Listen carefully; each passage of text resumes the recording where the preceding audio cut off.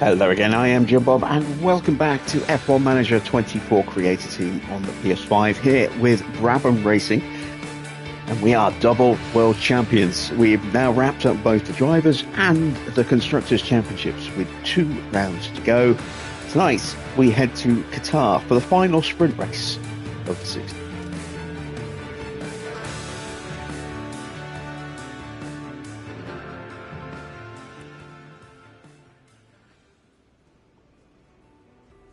So, let's see, it is the day of the Grand Prix. Let's take a little look at our drivers. You can see we've got a slight dip there for Oscar now that we've got him doing some stuff for the sponsors. George's stats have recovered quite nicely now that he has gone back to full mentality and is no longer on sponsor duty as well. So that's going to be really, really important for George in the run up to the end of the season here. Oscar's stats still really good. You can see he is still better than George in some areas, not quite as good in others. They're a bit more balanced between the two of them now.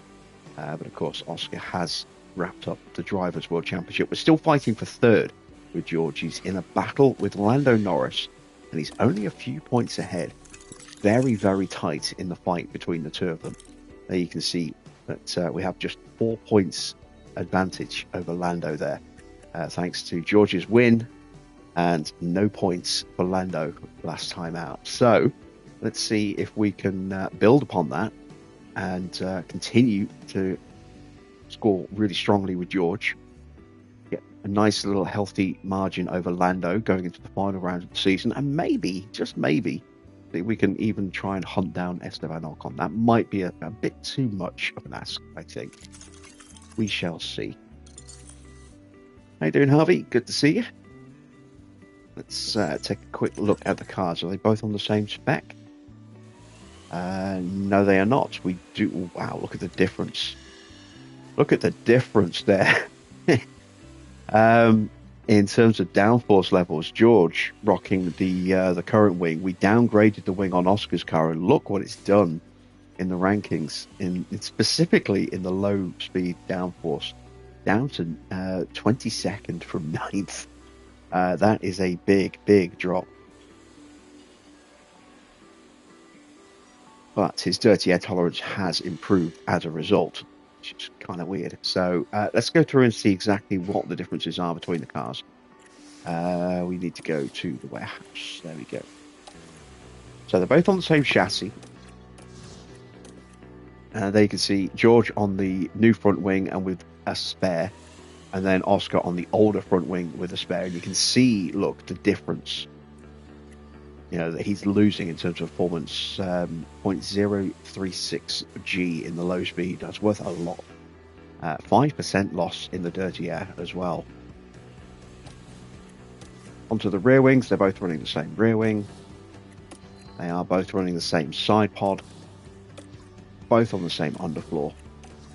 And both on the same suspension. So, let's see how we can do tonight. How you doing, Wayne? Good to see you. Let's have a look. In terms of team activity, there is nothing going on, which is nice. So let's go 8th for Oscar. Even with a reduced performance in his car, should still be more than capable of 8th. And then 13th for George. And again, should be capable of challenging for a podium tonight at least, I would imagine.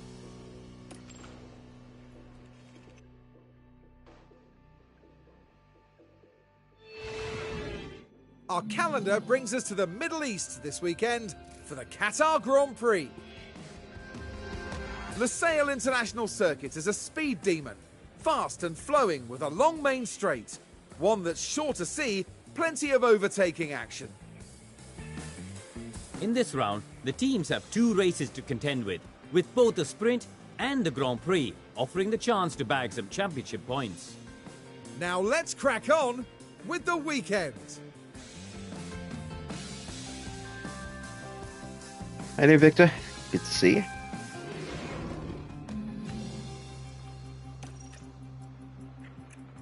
All right, so it's a sprint. No rookies in the car tonight. we will give them another run out when we get to Abu Dhabi on Saturday. Just a reminder that I will be streaming the season finale tomorrow on YouTube at 5 p.m. UK time. So hopefully I will see you there. And then we'll be back on Twitch on Sunday for more Porsche. And then we'll be starting season 4 with Brabham on YouTube on Monday.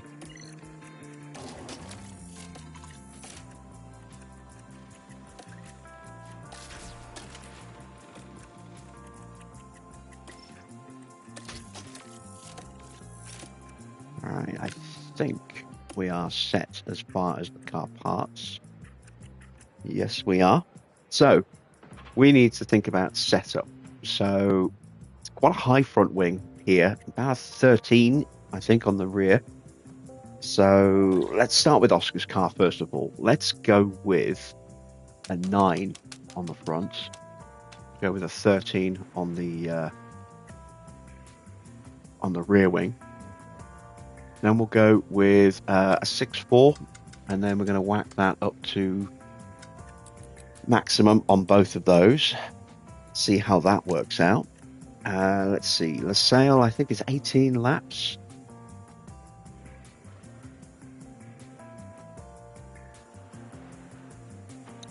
So let's go with that just to be on the safe side.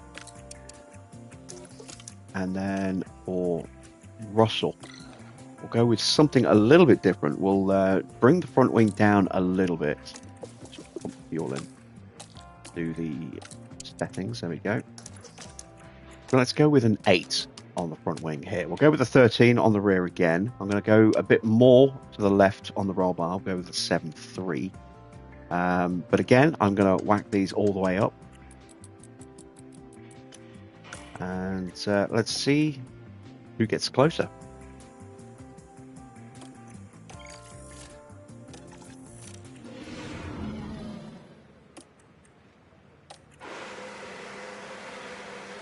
Oh, it's a sprint, isn't it? I should have kept them out for over fuel because we've only got the one session. Damn it. Well, refueling will take very little time. Obviously, a setup change will take about 5 minutes out of the session for us. Radio check. But we will reset our track knowledge gain, unfortunately. And we want to generate some temperature. Could call them straight back in. Copy. And put more fuel in. I think I'm going to do that, you know. I'm going to call them back in, put more fuel in the cars, and then just try and run them to the flag. Give us the best prep chance possible.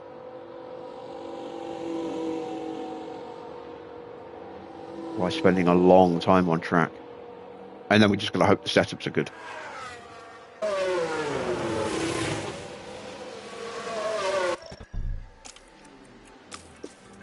So let's go with 38 laps of fuel.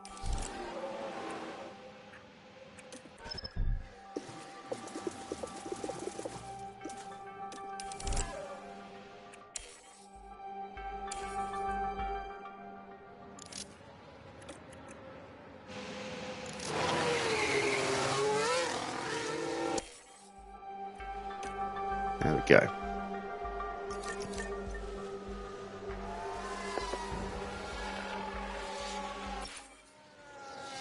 So I am very, very comfortable right now in my brand new chair. Oh, it's lovely. It's so nice to it be in a good seating position rather than kind of hunched forward on the edge of my bed. And in a chair that isn't made of rigid plastic. It's nice to have the ability to recline a little bit. Got nice lumbar support for my back, which is important to me because I have a really bad back. And a bit of neck support as well. Yeah, really comfy right now. I'm going to have to pay for this chair over the next 5 months. But I think this is a very, very sound investment already, based on sitting in it for about 20 minutes now.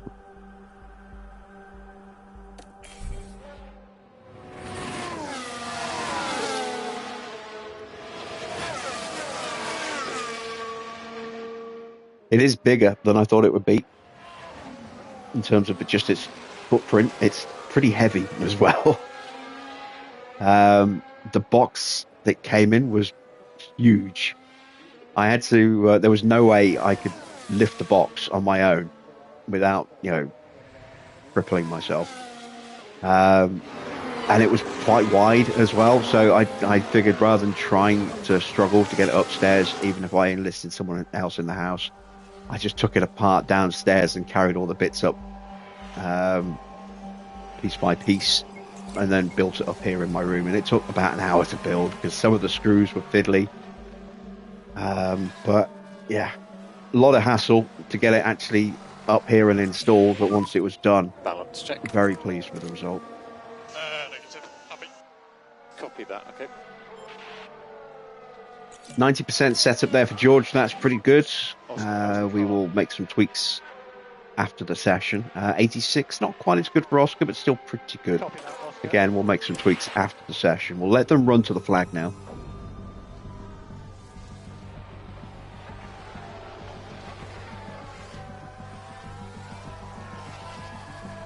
Are you happy with tyre temps?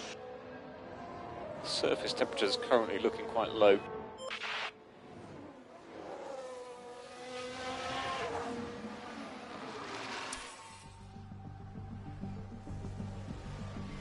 Yeah, there was plenty of swearing as I was trying to get some screws threaded.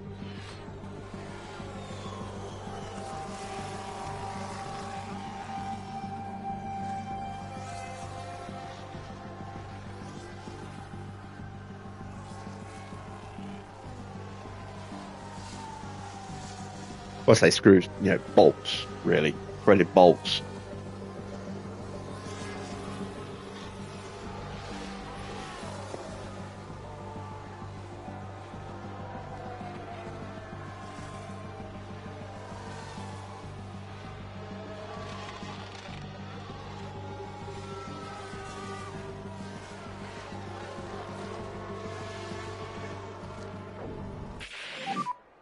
Tyre temps? We're happy to slide this tyre a little bit more, try and get it in the window. Norris with a very convincing lap time at the start here, but there's a lot of rookies in the field and it's practice, so it doesn't necessarily mean that much. But if that's a genuine reflection of his pace tonight, that's going to be a problem for George.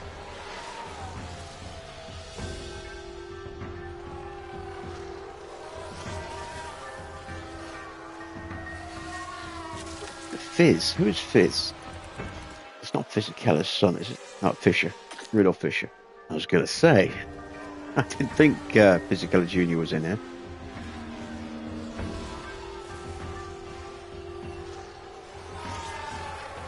Evening, Dino.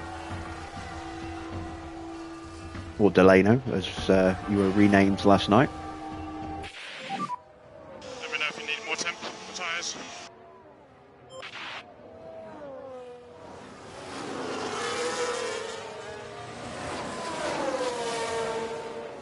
So our driver grid for next season has now been officially confirmed, with Isaac Kajar being confirmed in the second RB seat alongside Yuki Tsunoda for 2025.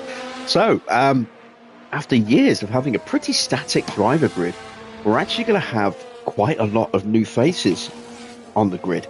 Obviously we've had Oscar recently. That's a bit of a that's a very successful promotion from F2 up into F1. We've had a less successful one with Nick de Vries. We've had Logan Sargent recently, been and gone. But we've got Ollie Behrman, Gabriel Bortoletto, and Isaac Kajar all on the field as rookies now next season. And you never know, we may yet see Franco Colapinto appear on the grid next year as well at some point. Once again, if there's like a an illness or injury at Williams, then we may yet see. I mean, I'm not suggesting that Sainz is going to have his appendix put back in so he can take it back out again at, at Jeddah in hopes to win at Melbourne. But, you never know. We may see Colapinto back on the grid as well next season. So that'll be interesting. And we may yet see a couple of familiar faces returning to the grid in 26, because Valtteri is going to be lurking in the wings, now that he's in the reserve role at Mercedes. And you've got to imagine that Perez is going to be a contender for one of the seats at Cadillac. That Latin American sort of connection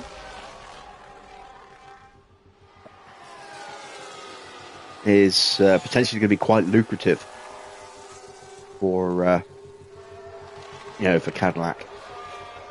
So that will be interesting as well to see if he does get named in that seat. And you never know, even Ricciardo might be a potential contender for a Cadillac seat. You've got to consider that Bottas might be in the running as well. So, I mean, there's still a chance that we'll see some old faces returning at the end of next season. All right, what we're looking at driver prep-wise, 50%. Setups have not been confirmed yet, so we'll be looking at around, let's see, 19. We're looking at about 95%, I think, for George, and a little bit less, maybe 93 for Oscar, would be my guess as their overall driver prep. Let's see if I'm right.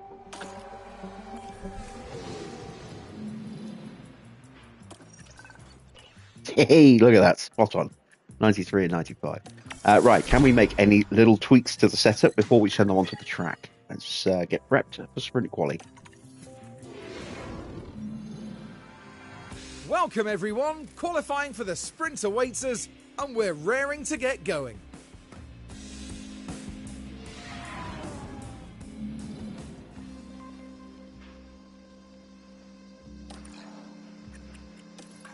Start with this car, and probably a little too high then on the front wing, so let's drop it down to a 7.5.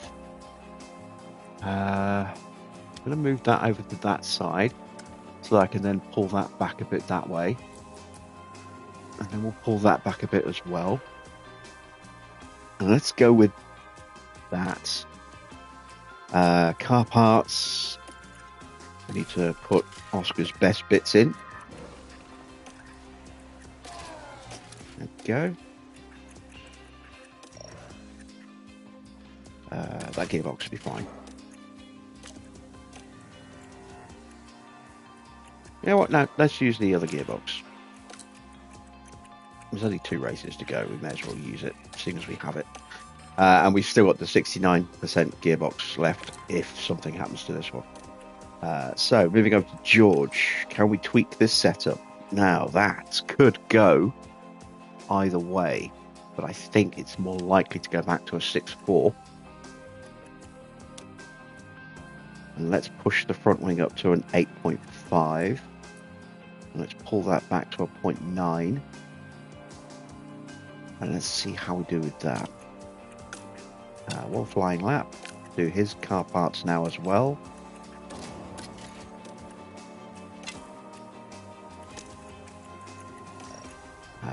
Yep, we'll go with that ERS. And that gearbox. There we go. All right, we are prepped and ready. Let's send them to the track for sprint quali.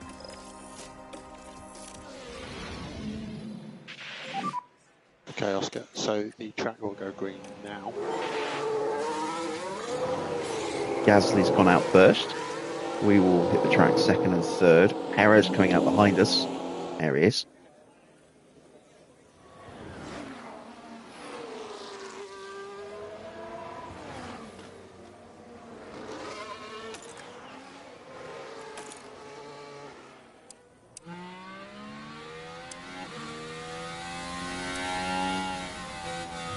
No issues with onboard noise today. That's nice.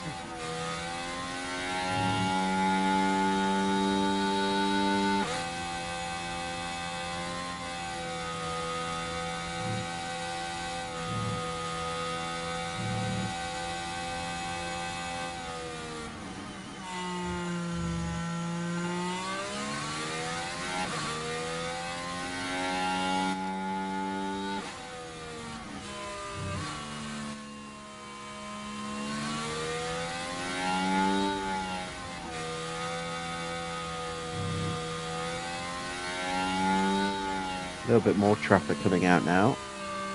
That's Norris, Ocon, and Porsche. Now Leclerc coming out. Sainz is on track as well. Which way round are they? Oh, Sainz is the one that's leading pits now. So Porsche is the head of that little group.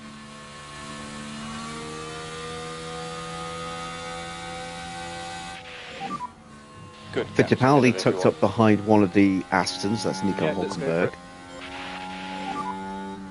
We've got Stroll with one of the Alpines tucked up behind him, I think.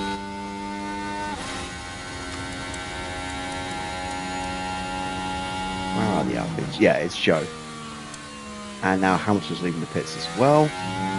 Ricardo also now on track. In fact, he's just behind us. Might have held up Perez a little bit there. I don't think we got held up. Didn't hear a lift, but I wasn't really paying too much attention because I was looking at the track map.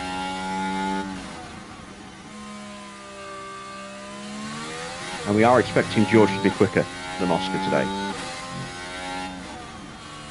Oh, damn it. Really badly held up by Lawson there. Didn't get out of the way. Really badly held up. That's going to be a terrible middle sector there.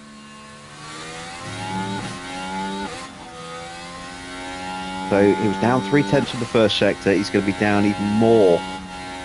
Look at that. He's down a second, 2 seconds in the middle sector. Oh, what a disaster. What a disaster lap for Oscar Piastri.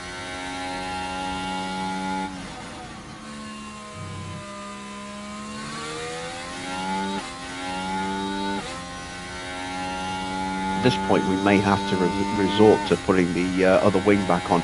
We're slower than Gasly. That's currently P2. How are we slower than Gasly? Yeah, Did George get held up as well? And we will box end of this lap. Yeah, copy. That's concerning.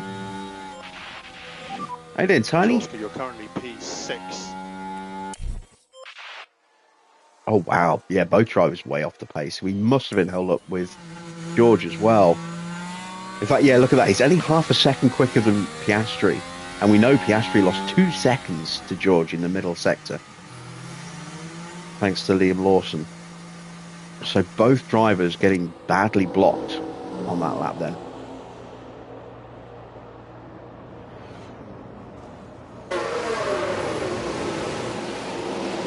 Could we be kicking off the first race of our title reign with both of our drivers getting eliminated here in SQ1? It's not impossible.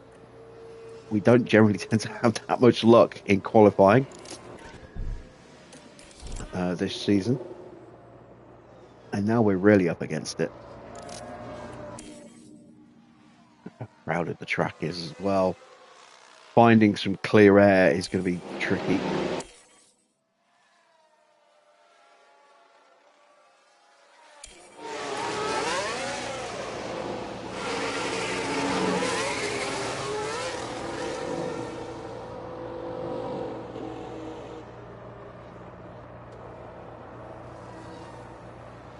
How's the weather? Not too bad. I mean, it's a little chilly, but not too bad. A little overcast. It's been dry, at least, the last day or two.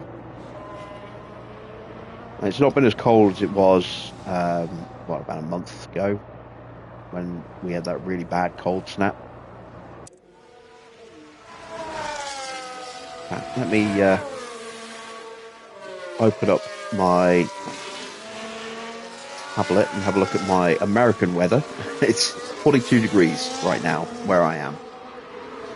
For all you Americans out there. Using, freedom units rather than degrees Celsius like the rest of the world. 5 degrees in Celsius.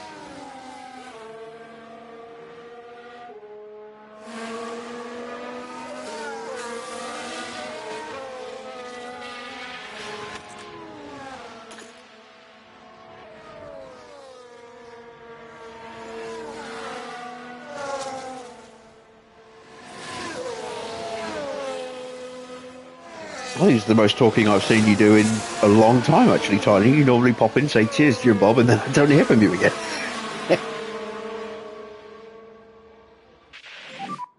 Oscar, you've got a clear track ahead. Let's go. All right. We've got 8 We seconds need of a good clear run air for ahead. both drivers here. Good to go. Let's see if we get held up.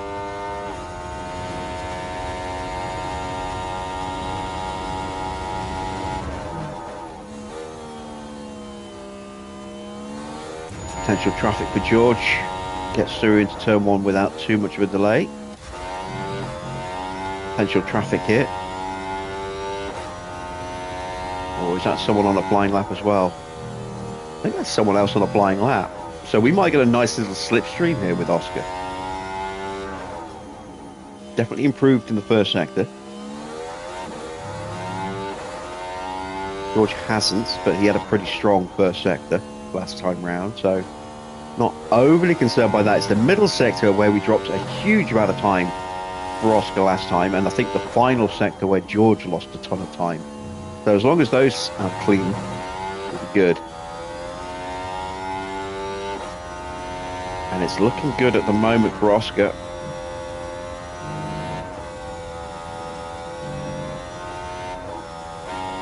No improvement from George in the middle. All about the final sector then for George. Adrian Clark.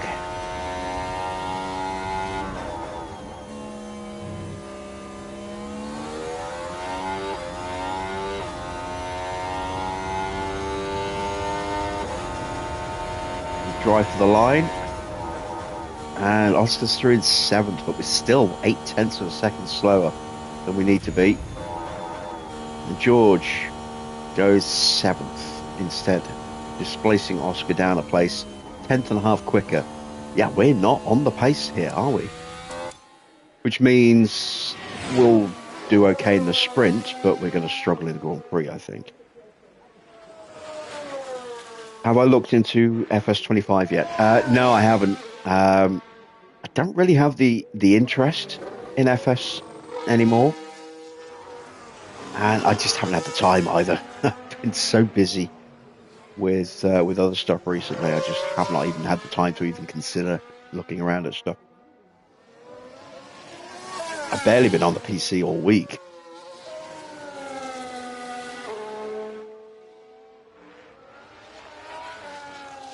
Yeah, my sleep schedule's been crazy. The last sort of week or two. I've been up at silly, ridiculous hours.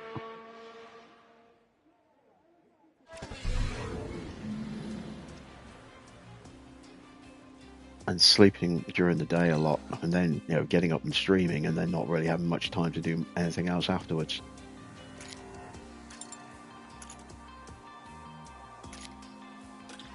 Right, big improvement, 97%. I'm going to leave that as is. 95 for George. I think I'm going to leave that as is as well. That should be pretty much. It's not quite there, look, for George, but it's very, very close to them being at maximum preparation. They might even be at maximum prep. It's going to be like a couple of percent down, maybe, if that. We're going to go with, well, those tyres. We don't have a choice in that matter. We're going to try and time it a little better on this run, if we can.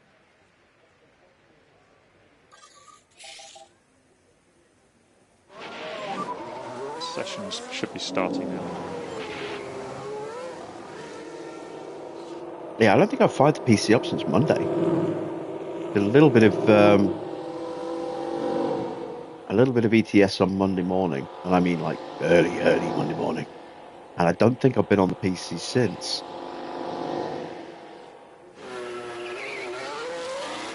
Since the Illuminates dropped, I've been hell diving a lot.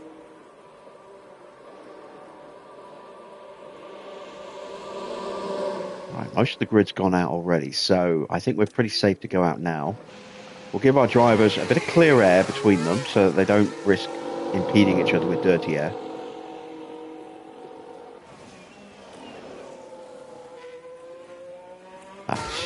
Sugar. George is going to come out behind Sonoda. Well, we'll see whether that helps him with the slipstream, but I don't think it will. Would have preferred him to have a proper clean air run. We will have time for one more attempt after this.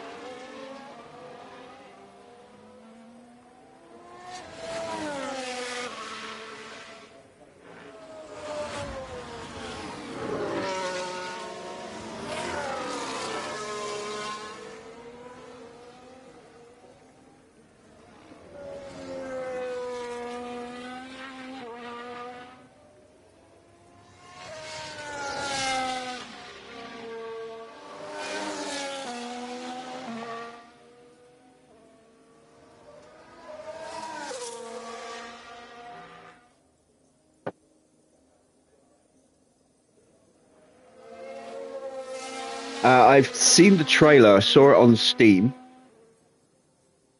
but I haven't loaded the game up yet.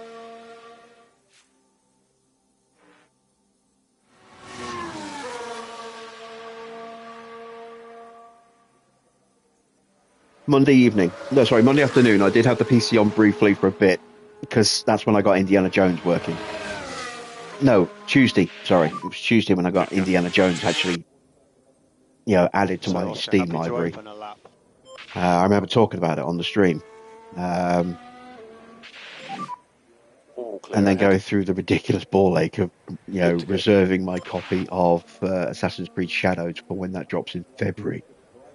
But that's when I saw the trailer for the new Winter Wonderland stuff on ETS and ATS, but I've not loaded the game up yet.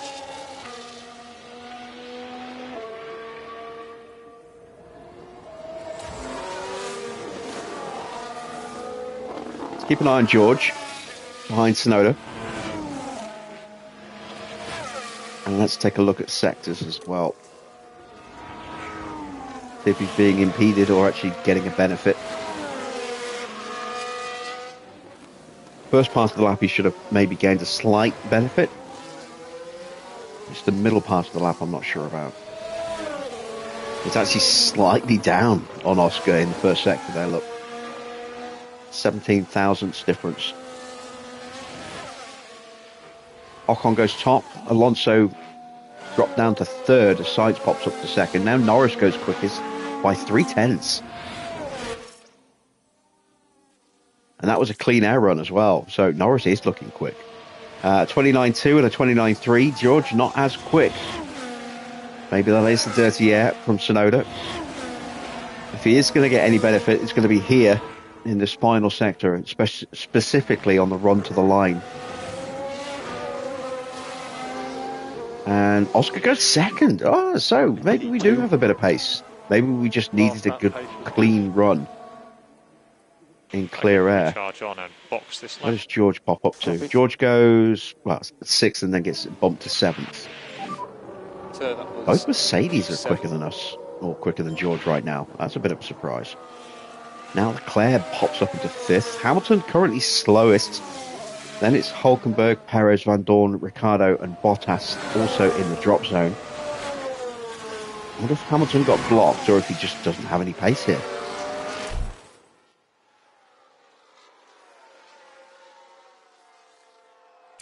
Oh, my stomach's growling at me.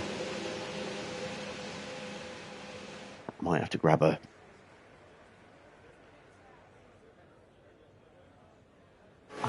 Grab a brunch bar in a minute. I need to prep the drivers, don't I?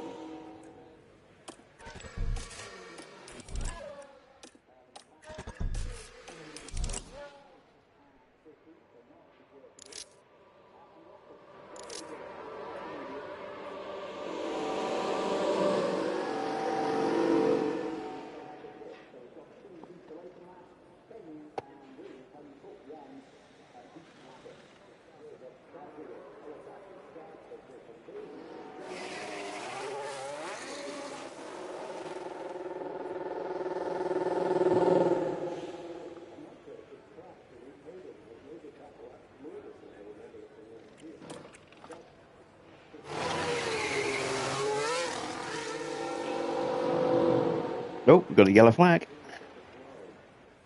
Saw making a little mistake on their outlap. We've got a yellow flag here. It's Stoffel. Let's see what happened there.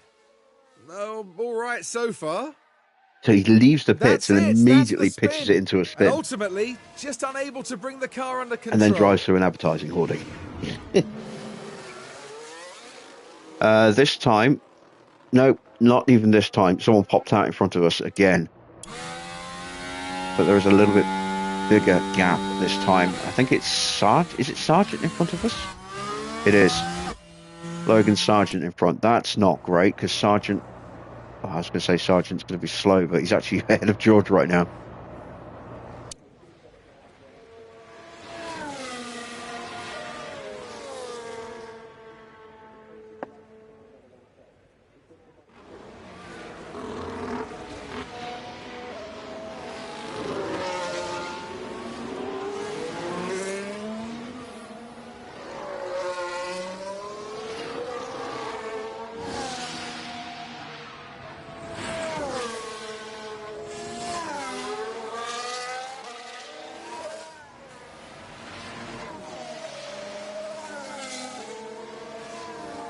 Oh yeah, if I ever do get the FS25, it will be on PC.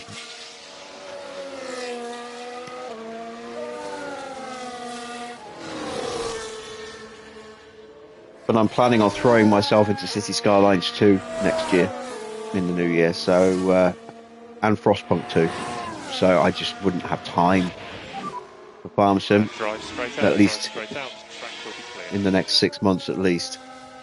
You're good to open the lap.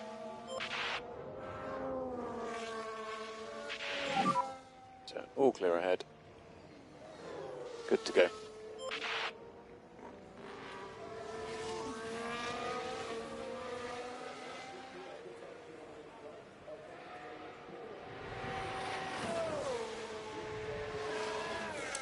So we need a good lap here from George.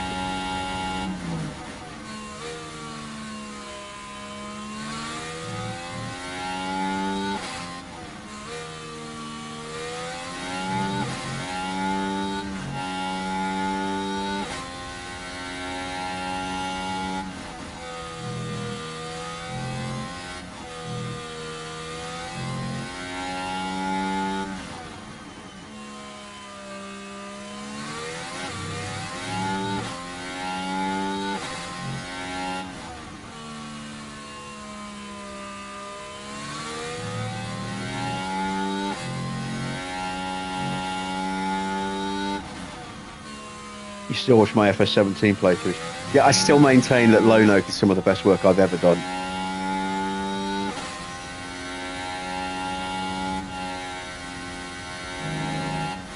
Just the amount of time and care that went into that series. It took an eternity to make, but I think it was well worth it. Yeah, it would take 6 to 8 hours to record the footage for each episode.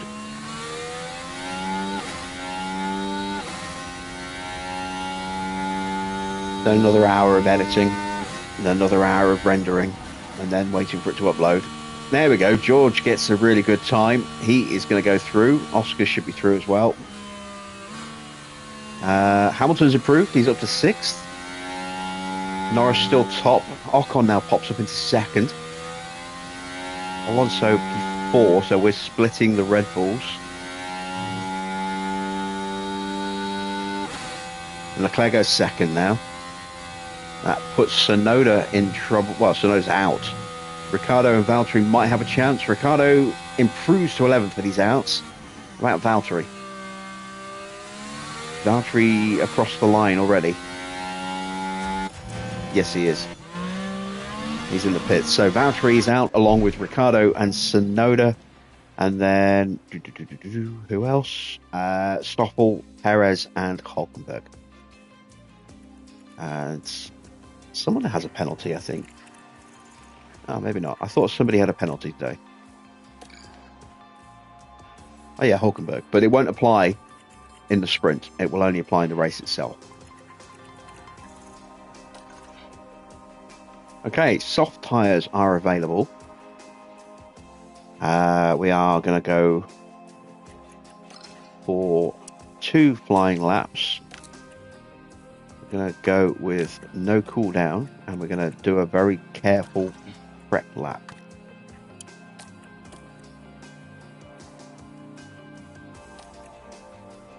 Try and time this just right.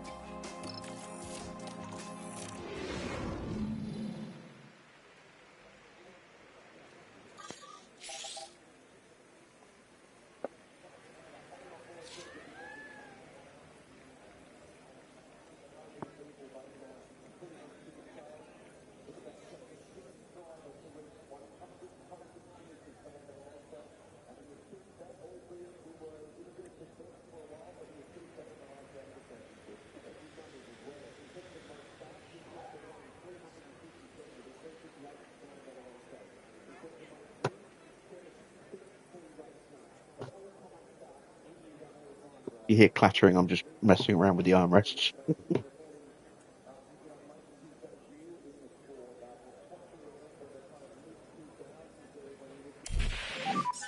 Green light.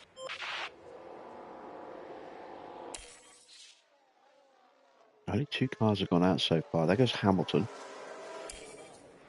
Did I ever dabble in Jurassic World Evolution? Yeah, I platinumed it. For whatever reason, I never got around to recording anything and putting it on the channel.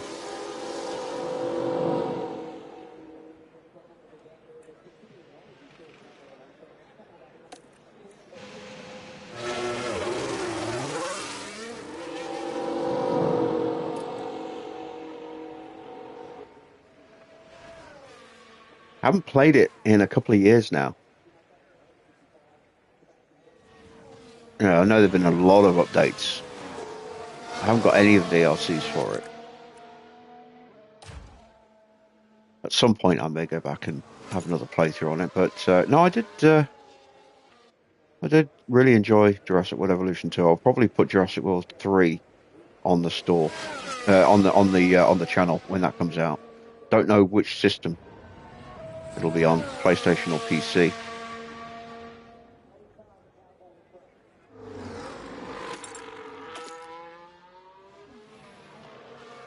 One thing I may even do with some games, depending on how different they are on different formats, is maybe do a playthrough on each system. So you can see the differences on the PC experience versus the console experience. I don't know.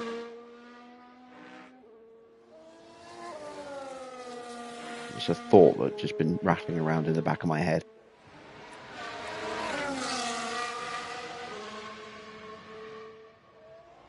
Look at the difference in tyre prep for Oscar and George.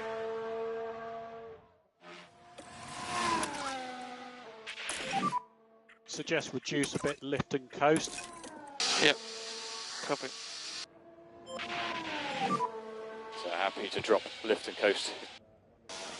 Copy.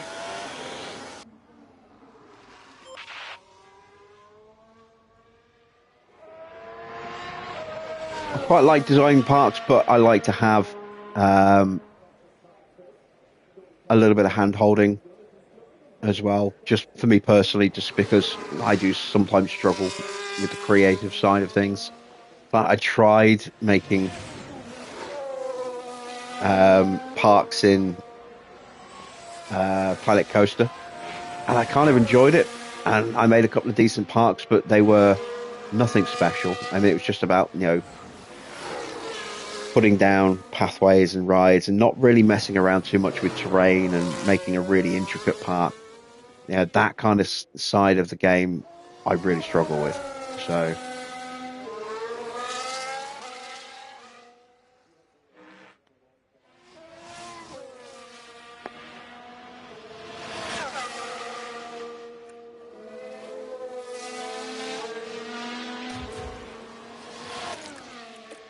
you can see we are setting personal best sectors and improving our drivers' confidence before we set them loose.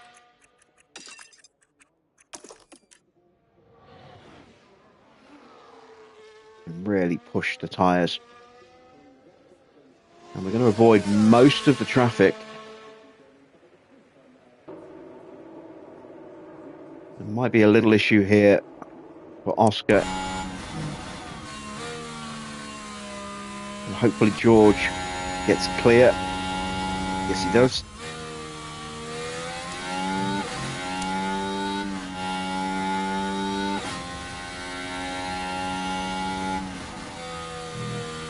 Wow, tyres are still not up to temp, so I should have probably pushed them a little bit harder.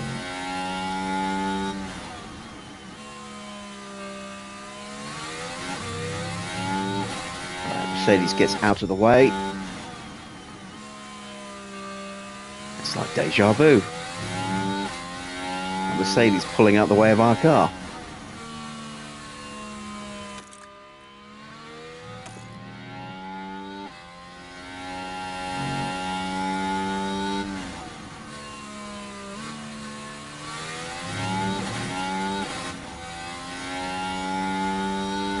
That's the standard little lift that all cars do coming out of that corner, so we didn't get held up there, I don't think.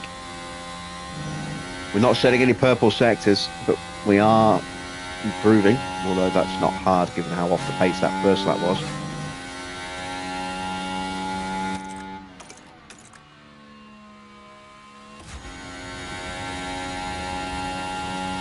Oh, 6/10 off. Recharge on. Copy. Russell goes second, but half a second off nearly. Copy. Okay, so we just need to get to that. Norris is looking like he is going to be the man to beat today. George, recommend we start bringing the battery back up. Even Tony.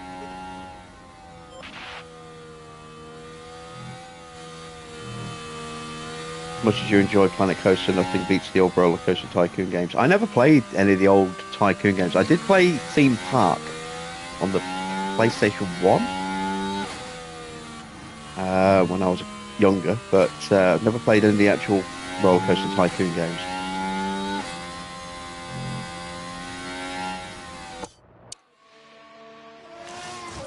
Hamilton is third. Leclerc down in fourth. Ocon currently down in 8th place and on an in-lap. So Ocon's done. Let's see what Alonso can do. You downloaded 2 Point Campus.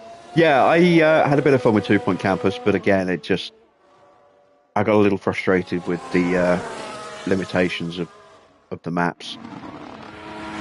The way the buildings were. I couldn't build the hospital the way I wanted to.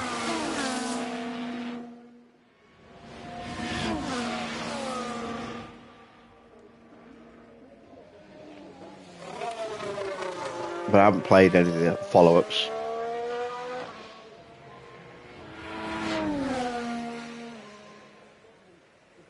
I've been toying with the idea of getting Planet Zoo at some point. Oh, Alonso pops up to second. Look at that. So, the number 2 drivers, apart from McLaren, definitely, say number 2 is in terms of position in the standings. Alonso is the lead Red Bull. George is the lead Martini Brabham. Lewis is the lead in the Ferraris, and Sainz has, I think, had a worse season so far than Porsche. So Sargent, the lead Alpine, in the top 8. Wow. Well, it's a different format this weekend, with a sprint set to spice up today's events.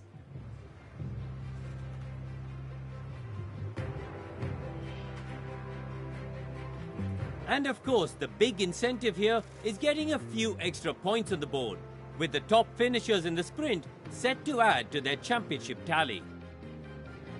But just who will be the fastest around Lusail? We'll find out in today's sprint.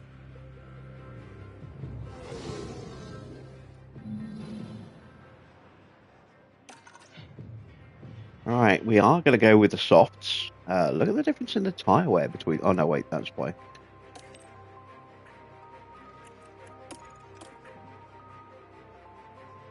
Yeah, George slightly better on the tyre wear. That's what I was expecting to see. Let's go with 1 extra lap of fuel.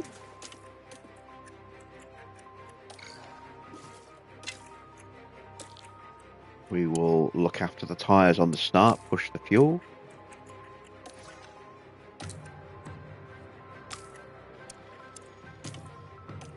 And let's go sprinting. We're ready for the sprint here in Qatar. And it's lights out and away we go.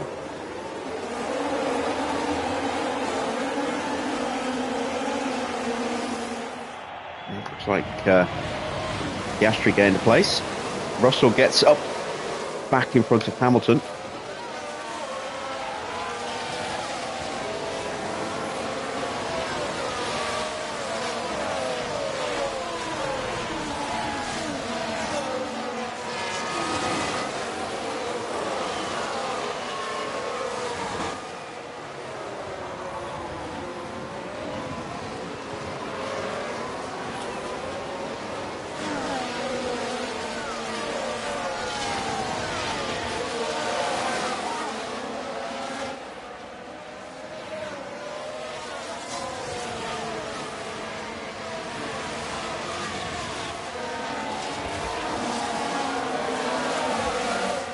Alonso has pushed past Norris and tried to break away a little bit. Russell potentially about to get dropped. Let's start using his battery. Overtake available. And let's give Oscar a little squirt as well. Overtake available. Coming. We'll turn the tyres down at the end of the next lap, I think. Chance here for Oscar. Maybe make a move on Lewis. Nope. Nope. Lewis using battery as well. DRS enabled. Tuck back into the slipstream. Can we get him under the braking zone? Norris, car ahead. Not quite. Up ahead, 1.0. Car behind is Lewis. Gap 1.1.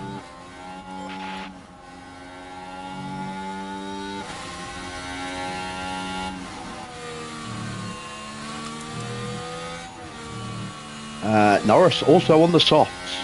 It's unusual. We don't normally see many drivers go on the softs here. Everyone else running the mediums.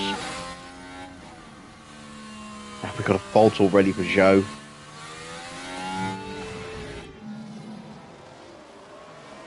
Super harsh, man, my gear.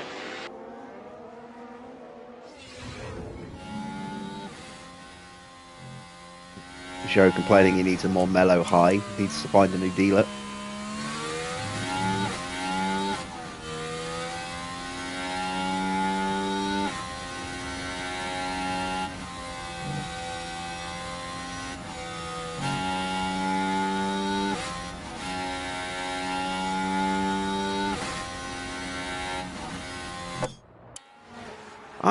This track's okay. It's not one of my favourites.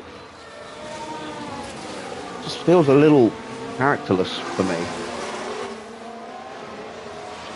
I mean, it is designed for bikes rather than cars. I like tracks with, you know, some nice variety in their elevation.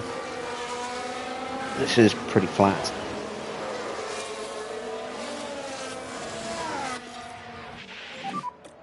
And we're keen to pick up the management. It's decent for a new track. Well, it's not a new track. It's been around for years and years and years and years. But as I say, Okay, keep looking after it was the predominantly used just by MotoGP. But Yeah. yeah, they came here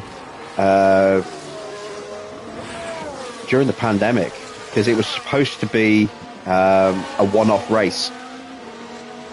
And in 21, and then 22, there wasn't going to be a race because of the World Cup in Qatar, and then 23, they were supposed to be opening a brand new track in Doha, and that never happened, and they ended up staying here permanently.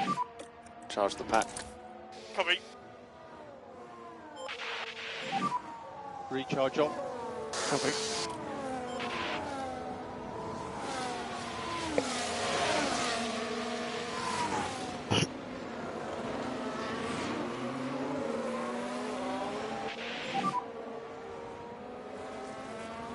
Oh, you meant on the cut? Yeah, okay, yeah, Copy. that makes sense. Pack is low. Copy.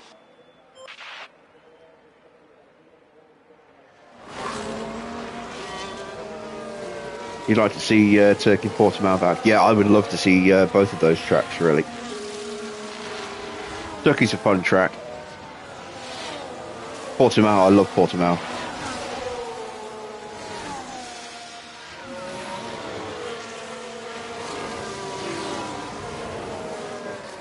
We're going to have yet another street circuit in 26 with Madrid.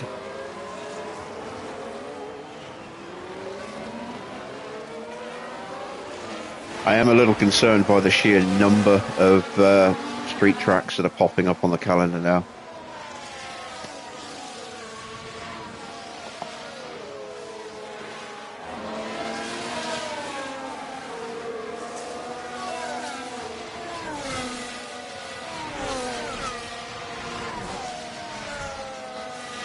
Mugello was okay. I mean, it didn't feel like a track that was really suited to Formula One. Again, it's more of a bike track. But they were already doubling up on so many other tracks. You know, they doubled up at Silverstone and Austria, and they doubled up at Bahrain as well. You know, there's only so many times you can do that.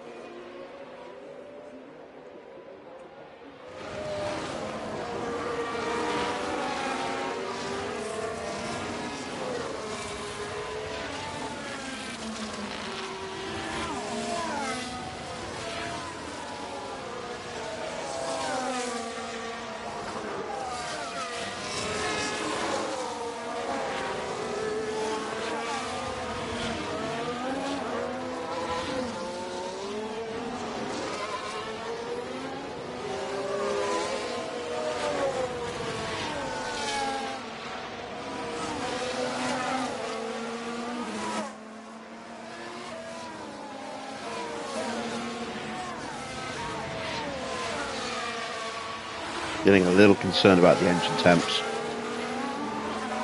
Going to need to push past Hamilton quickly. Try and get some fresh air in the Recharge engine. should be on. Copy.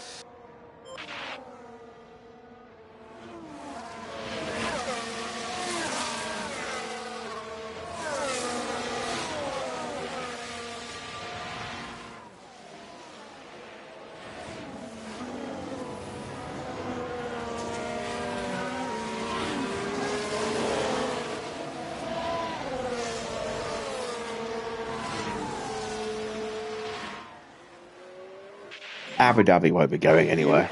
P5. And it's a better track now than it was.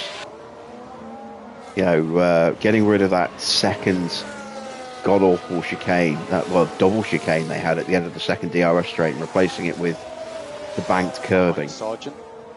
Reprofiling some of the other corners, getting rid of the chicane at the beginning of the lap and replacing it with that drag down into the reprofile turn 5. That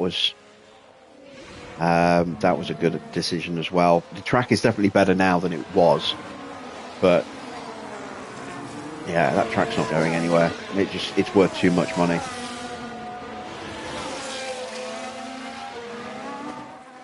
Hey, a bit Farah. Singapore always throws up a good race. Zandvoort is going. Zandvoort's last race will be 2026. Chair is phenomenal. Thank you for asking. I am so comfortable right now.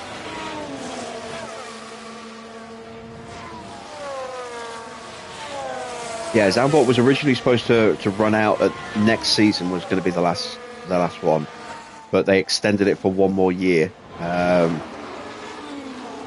Well, the contract was going to run out, but they were trying to Formula One were trying to re-sign on a longer term deal, or at least like a 3-year deal. But Zandvoort can't afford to host the race anymore, basically. So they're going to go out with a bang. 2026 will be the final season at Zandvoort. They extended it for 1 extra year, and they'll have a sprint race in 26 as well, apparently.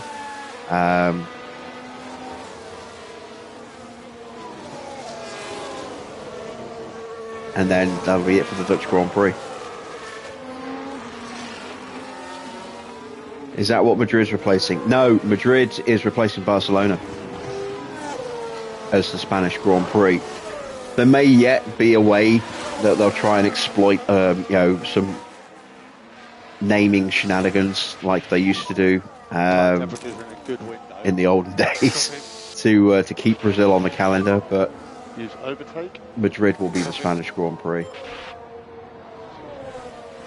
Maybe they'll change it to the Catalonia Grand Prix or something.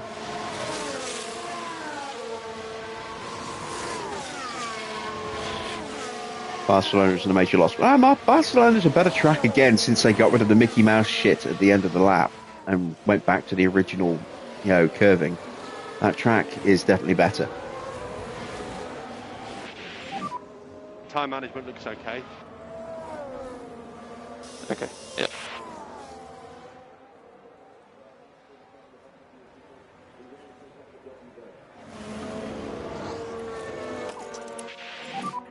Lift off end of straight. Copy.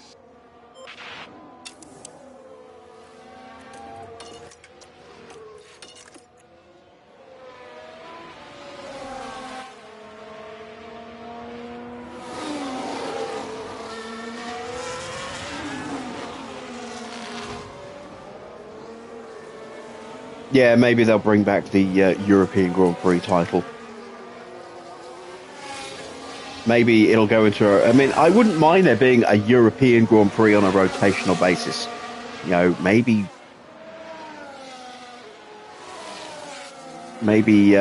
bring in the Nürburgring again into that and alternate between Barcelona and the Nürburgring and maybe something else as well. Monaco's not going anywhere, unfortunately. Lovely stuff. Evening, Adrian. Well done, mate. P4. Okay, next car is Russell.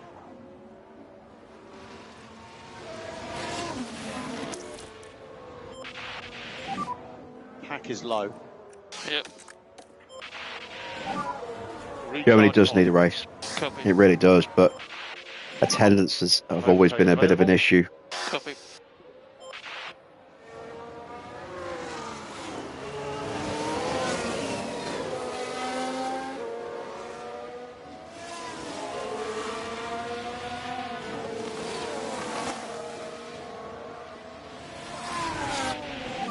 There aren't many great circuits that I can remember at France. Paul Ricard was boring.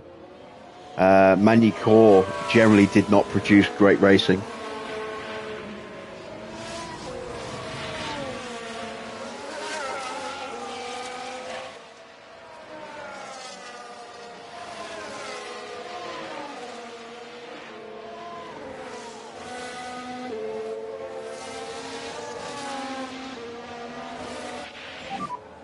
How's the tyre? Tyre feels okay. I wouldn't mind saying goodbye to Hungary, but that pulls in huge crowds every year. So that's not going anywhere either.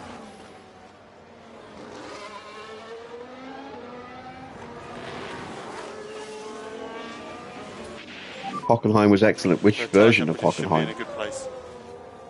Copy. Are you talking about the old sort of blasting through the forest track, or the reworked track that cut all the forest away? I mean, it was all right. It wasn't. It was just a track. It was very flat. It didn't have the character of the original blasting through the forest, but there was a shitty fan experience at the original track, because they would disappear off into the forest and you wouldn't see him again for a minute before they came back into the stadium. The hairpin on the newer version was good, but that was about the only bit.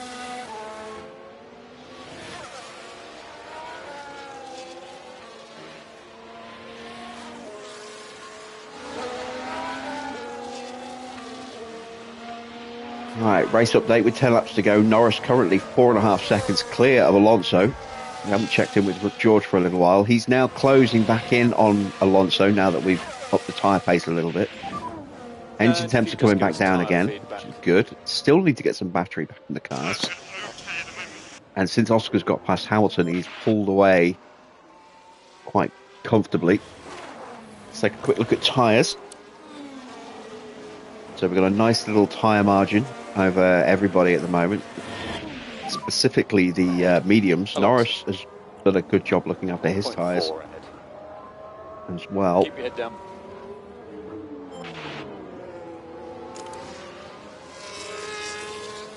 But it does look as though it's going to be a very difficult race. Norris is going to be very quick. Alonso is going to be quick as well. Currently P3. And the Ferraris are going to be a Alonso threat. just ahead of yourself. Can't discount Ocon. Gap ahead 1.4. Yeah, we Then might behind struggle that is Piastri. to get anywhere near the podium in the Grand Gap Prix. 3. And this is where we kind of fell off the cliff pace-wise last season.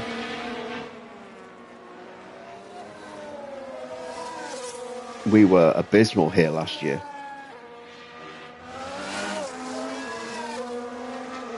And then just pretty anonymous in Abu Dhabi. So hopefully history doesn't repeat itself this year. Luckily we have wrapped up the titles now. We've got a big issue for Sainz. I cannot push. Something is strange. Sounds like that engine's on its way out, maybe.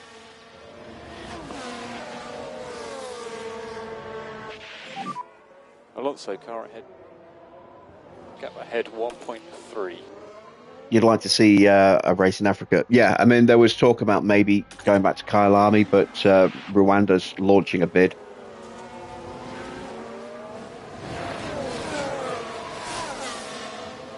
There would need to be a fair bit of investment at Kyalami to bring the facilities up to, you know, modern F1 standards.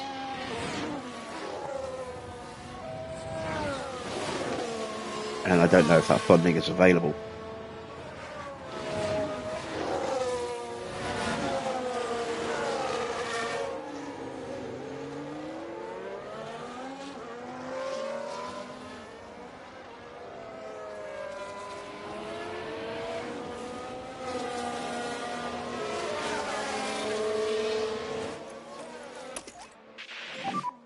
So Alonso car ahead.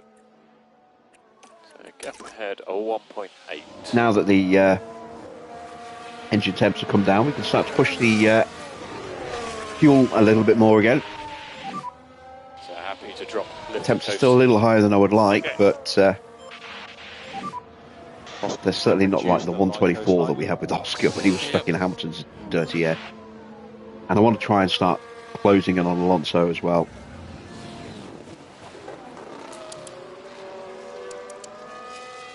Let's see what we're doing lap time wise at the moment compared to the others. I think Alonso's picked his pace up this lap. He did, yeah, 127.7. We're kind of matching Norris, slightly quicker with Oscar.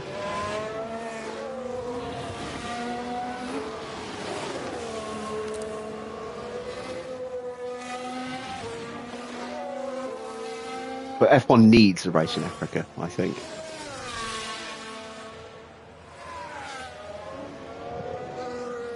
Yeah, exactly. A race in Africa would make F1 a proper world championship. Always makes me laugh when America hosts the World Series of baseball. There's nothing World Series about it. Gap 2.5.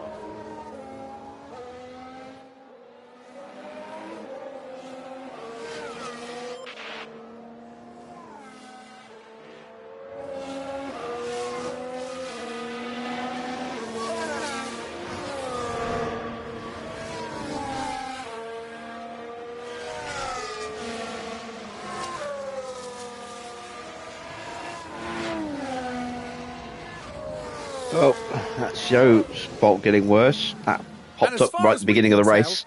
they've got a fault with the car. And yeah, that's now developed quite badly. Let's take a look at the problem cars. So, Sonoda, Sainz, and Zhou.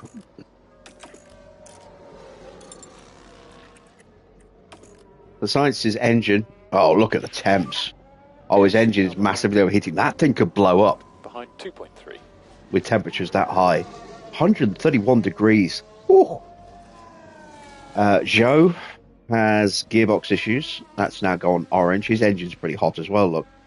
128 degrees. Stuck in the dirty air. And Sonoda. That's the other one. Gap ahead 1.8. And Sonoda with some gearbox issues as well. 120 degrees on his gearbox. I'm looking at the wrong temps. So Zhou has his gearbox that's at 131, not his engine. And Sainz, his engine temps at 118. No, 134. Yeah.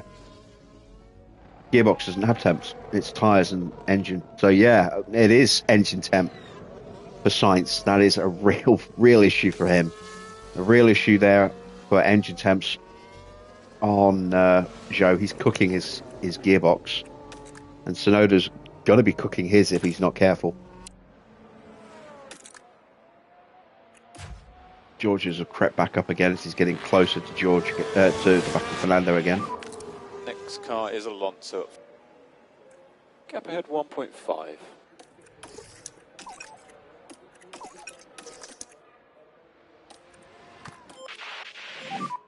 More lift and coast. Copy. Let's give it everything now. George, recommend we start bringing the battery back up. Copy. Time for us to start increasing our tyre pace again.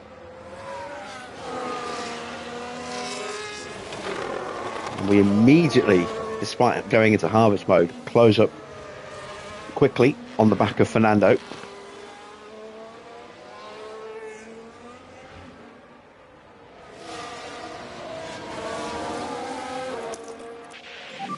Now let's push to get past him at the end of the lap if we can.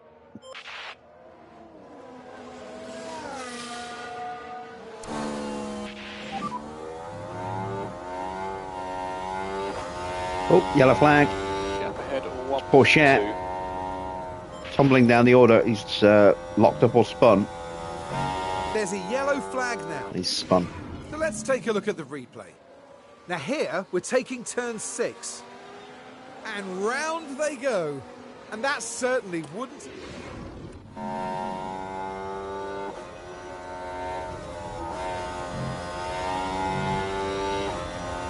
Oh, it's going to be tight. I think we just missed the DRS. But we'll get a slipstream. Another yellow flag. Was that Max? So we got 4 Nope. laps remaining. Oh, yeah, it was Max. Just a little lockup. Here's the replay. Right, here's the action at turn 10. The brakes couldn't cope. And That's an hopefully unusual there's not place too to lock much up. damage to the tyres.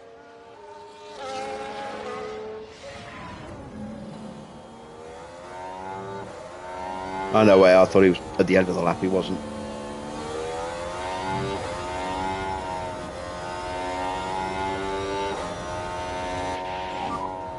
Gap ahead 0.4. Ocon's now got past Hamilton and Leclerc. Hamilton's fallen away a little bit in the last couple of laps, down into 7th now. Was running in 5th. Just give us some tyre feedback. Alonso's defending hard, look. Go into harvest mode until we get to the end of the lap. Charge the pack. Copy.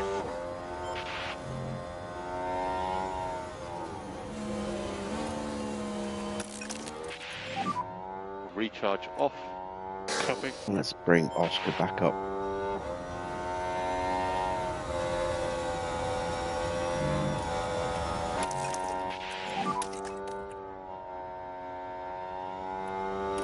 Copy. Oscar, suggest reduce a bit lift and coast. Copy. Happy to start reducing that management. This time we'll get him. This time we have the DRS as well.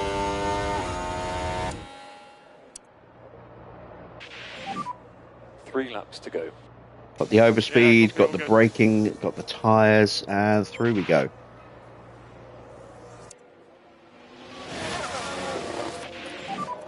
Nice one. Awesome job, mate. So that's P2. Got Norris car ahead. Yep, 4.7.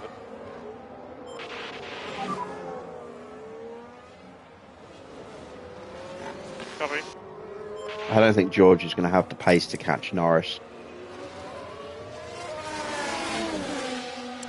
But at least we can limit the point loss to just 1 point.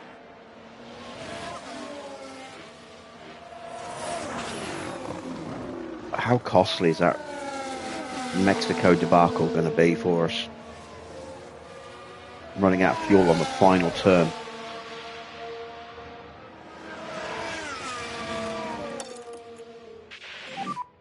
We can use the pace now.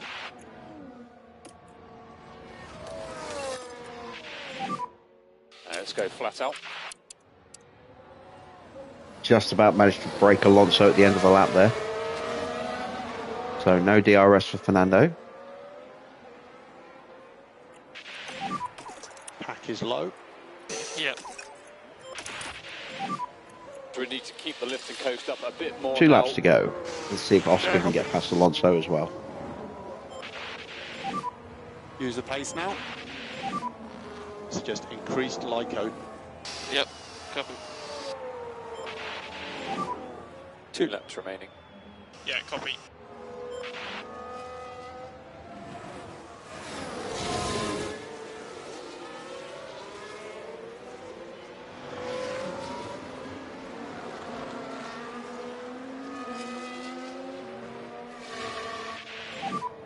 We are happy with these tyres.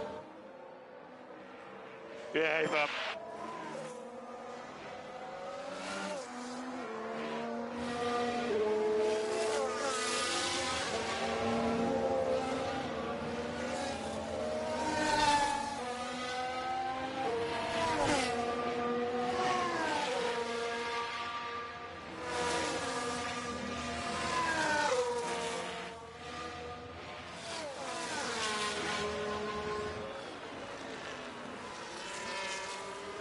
No, we're not going to catch Norris. But as I say, we are going to keep him to the only 1 point gain. So the gap will come down to 3 points going into the race itself. So next And- lap is the last lap. Yeah. We squeeze our way past Fernando.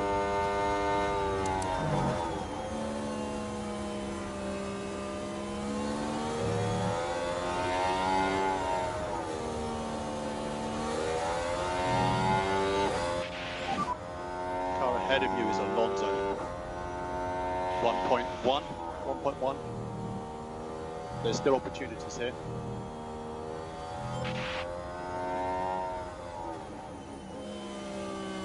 Oh, and that's it. Joe has cooked his car. Oh, that's not good. They'll need to retire the car. He'll make it to the end, I think.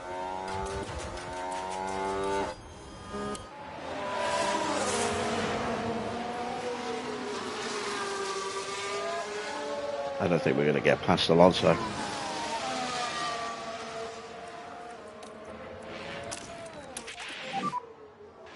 Use deploy. Copy. Just looking to see if anything's gone pop. Nothing is on fire yet. He will just about make it to the line, I think. The next car is Alonso 1.5. And we don't want to lose too much time. And we just weren't close enough. Lift off end of straight. Copy. So you take a So, second and fourth. Not bad. So that's P2. Considering Norris is just very, very quick this weekend. Let's keep on pushing. Looks like Joe will somehow manage to make it back Pick up rubber. across the line for a 15th place finish. That'll be a new engine parts and a penalty Well done, everyone. for Joe for the main race. Yep, not too bad a day. So use a reminder when you pull up, engine off, wait 5 seconds and turn the ignition off.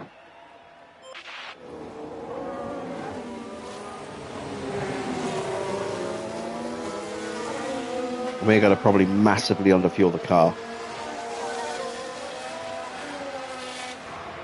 for the race.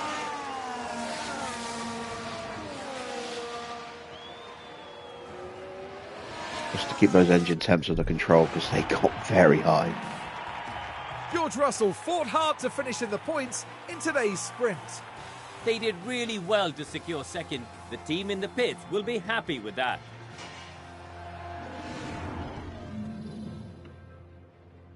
So, confirmation of the sprint results. Norris takes the win. George in second, ahead of Fernando Alonso. Then Oscar Piastri. Ocon up 5 places in the end to take fifth, ahead of Leclerc. And then Hamilton. Sargent does hang on to get the final points. That could be important for him. Tsunoda in 9th. Sainz is in 10th. And then looking at the bottom half, we have Valtteri 11th, Ricciardo 12th, Perez 13th. Fittipaldi gaining 8 places there to get into 14th. 15th for Zhou, whose car was trying to explode there on the final lap. Stoffel, 16th. 17th for Stroll, 18th for Hulkenberg, 19th for Lawson, 20th for Gasly, 21st for Verstappen, and Pourchaire in 22nd. Welcome everyone to qualifying. This should be a good one. There are 3 periods of qualifying ahead of the drivers now. Remember, only the fastest 10 will make it through to Q3 for a shot at pole position. In terms of George Russell and his form, Karun, how's he going to be feeling, do you imagine? It's obvious that they're feeling confident today, and that's sure to be an advantage. I'm keen to see what they'll manage here. And you're right. Well, it's nearly time for qualifying.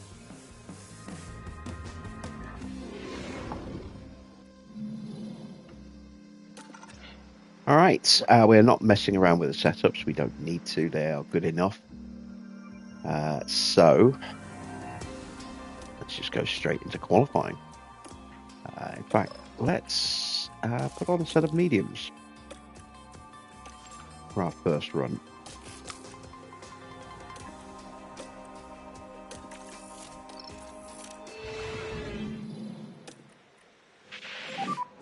Okay, Oscar. So no replacement part for Tsunoda. He will be using that damaged component. If it gets worse here in qualifying, he'll have to change it. If it goes orange, which will then mean a pit lane start for Yuki, potentially. Warm the tyres where you can. Copy.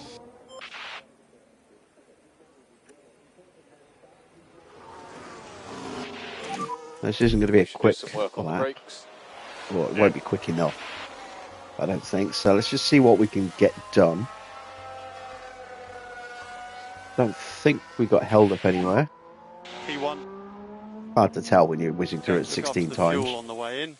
A couple of tenths quicker for George. Oh, there we go. A second slower than Currently Alonso. P3. Yeah, we're happy with that. Happy with the position, not with the time.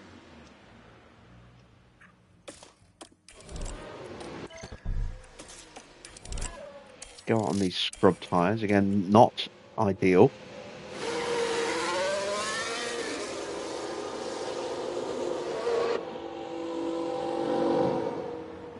Here comes... Nope, that's Ricciardo coming in. Norris is heading out now. It will be interesting to see what his pace is going to be like.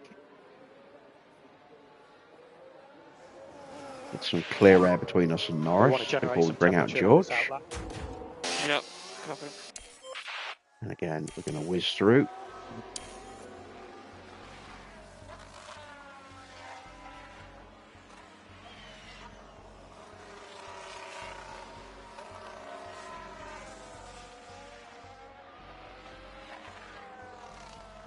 Ocon potentially getting in the way there. Oscar improves You're to P3. P3, Oscar. It's a good lap. George Look stays after the P9. fuel. Nope, there we go. Copy. Up to P5. Might be good You're enough currently P5. to get us through. I'm going to sit in the garage on this one. I think we're safe.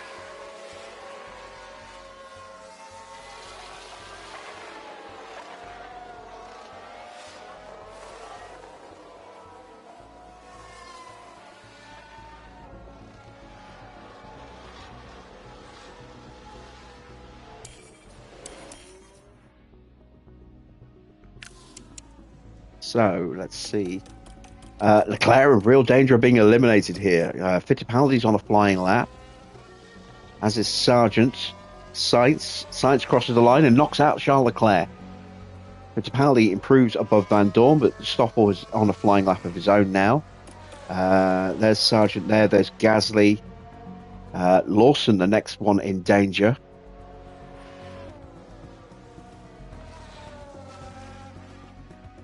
Gasly does not improve.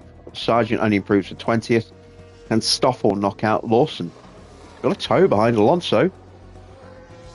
But it's not enough. But Charles Leclerc eliminated in Q1, out in P17 before penalties are applied.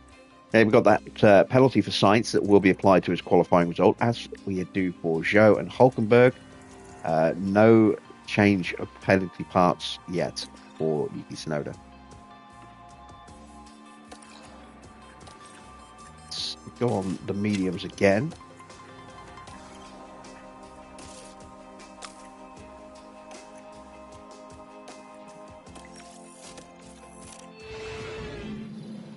May as well use them just for a banker lap at the beginning of the session.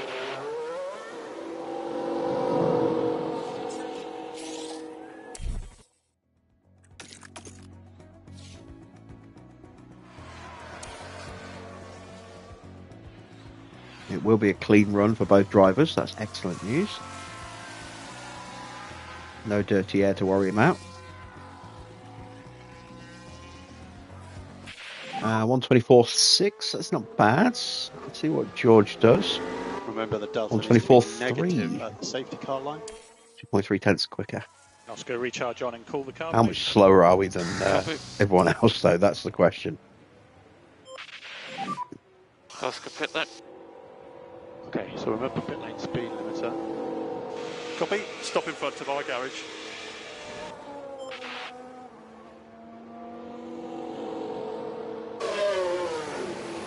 Lawson goes top. He's supposedly worth 4 tenths per second. So we'll do a run on those and then we'll have to go out on new tyres. But again, we'll just try and boost that confidence a little bit more.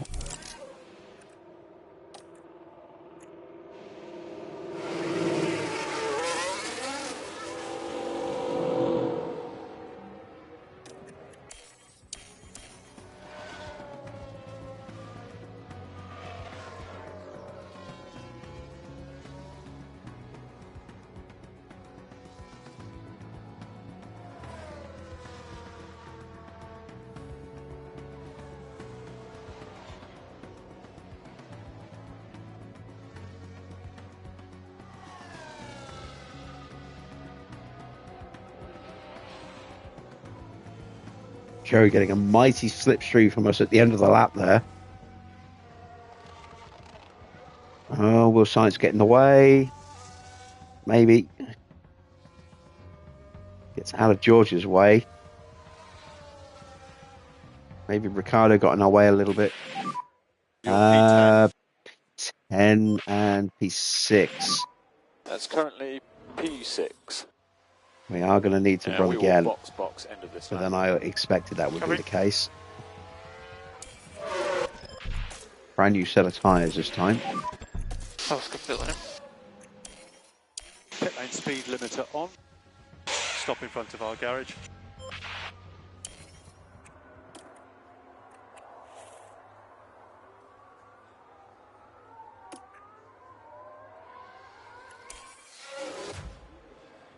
There we go. Both cars on track.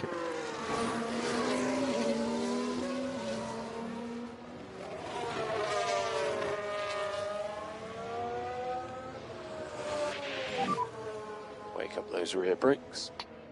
Copy.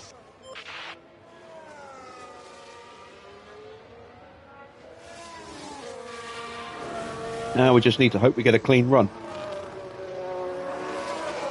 Because if we want to get through, we're going to need one.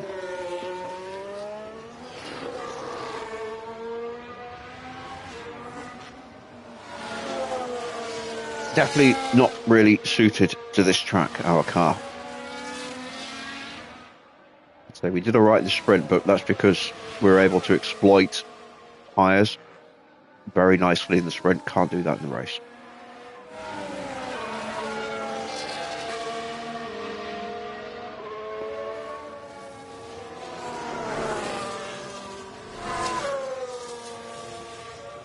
Or certainly not to that effect anyway.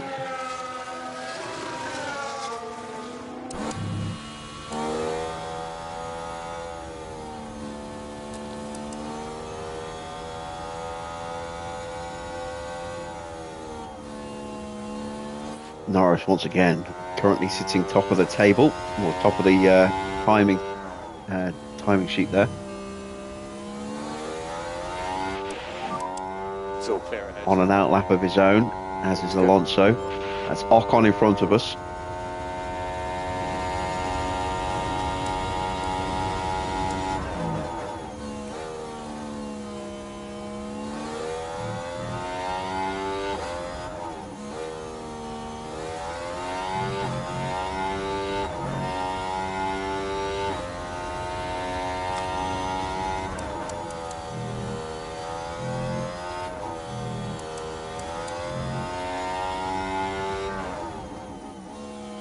New personal best for Oscar. It's not purple though. It is quicker than Ocon though. Actually, no, it might not be. Just Ocon hasn't done a personal best. It might still be slower than Ocon. Mighty final sector for Ricciardo gets him up to P13, but he is out. Ocon goes purple in the middle. So he's quicker than Oscar through there. Norris goes purple in the first sector now. Where's George? George coming up to the middle sector. He's improving.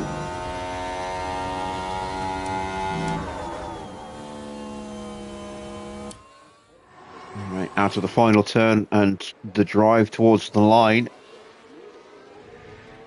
What can Oscar do? Ocon goes top.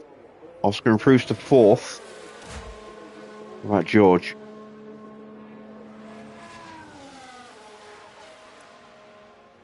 George improves to fourth, ahead of Oscar. Just 1,000 slower than Alonso's time, but Alonso still going? Yes, he is, and so is Norris. Here comes Lando.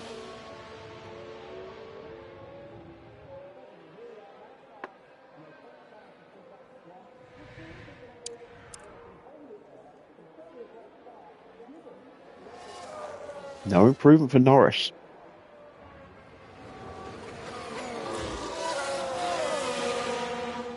There is Alonso, getting slightly held up by Ricciardo in the final sector,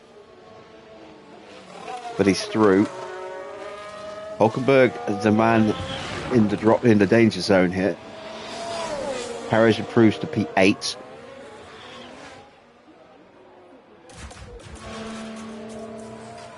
Here comes Hamilton up the line. He's been playing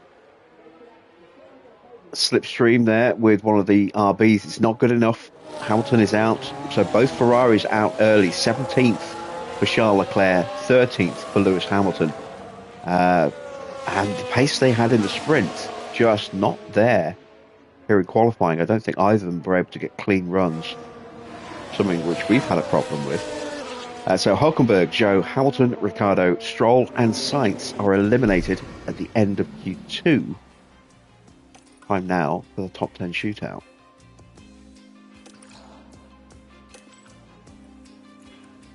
And I am going to go with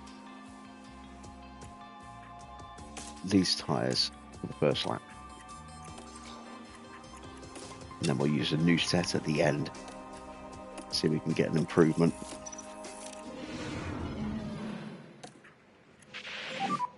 Let's go out early. Light.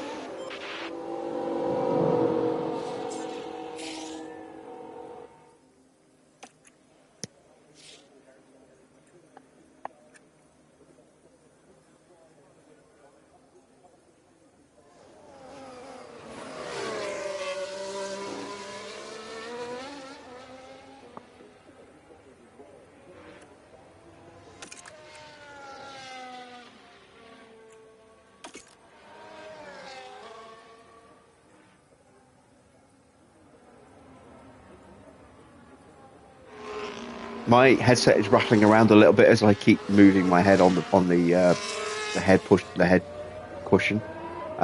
Please let me know if you can hear that rattling around a little bit. I am not sure if that sound is bleeding through or not. It's affecting the microphone. If it is, please do let me know, and we'll have to look at a different way of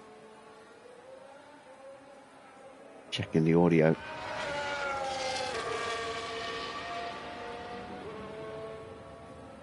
Of course, hopefully we'll be streaming through the PC next week.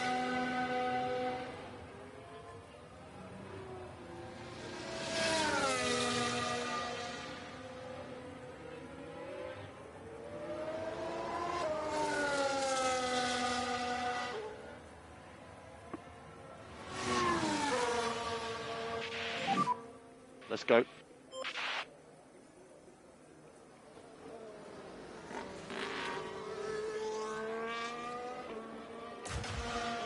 Oh, one of the Mercedes popped out in front of me. That's poor Cher. Good to go. Didn't realise he popped out in front of George.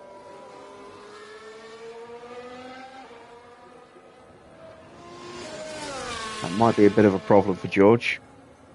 Yeah, we're going to get a clean run.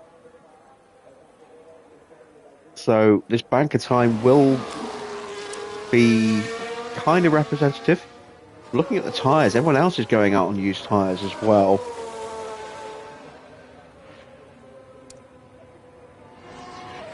But obviously there'll be big room for improvement with new tyres.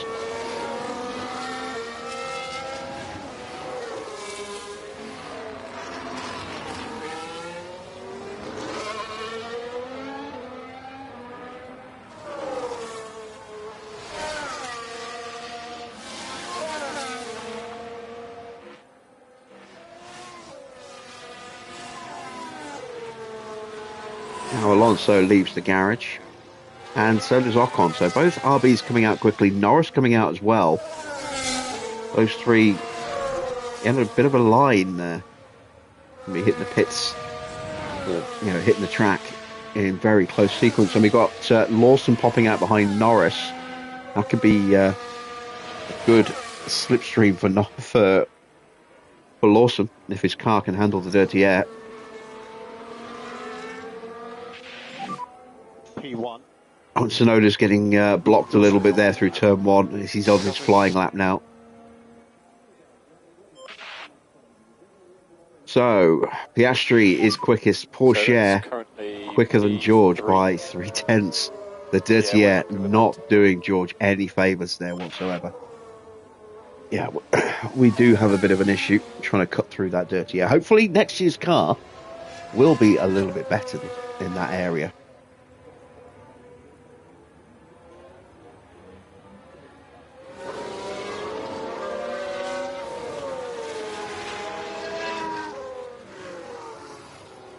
We are hoping we can get one more research project in, another suspension research project done before the end of the year. If not, then we are done with what we've got and what's going through right now. Perez goes P5, did not get a clean run.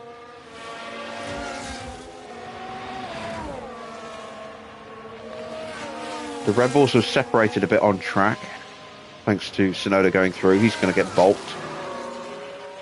Yeah, way off the pace. Look, 2.5 seconds off the pace. Now Norris now approaching the final turn. Lawson is right where he needs to be to get the slipstream, but he's also going to get a real fateful and dirty air as well. Stop in front of our garage.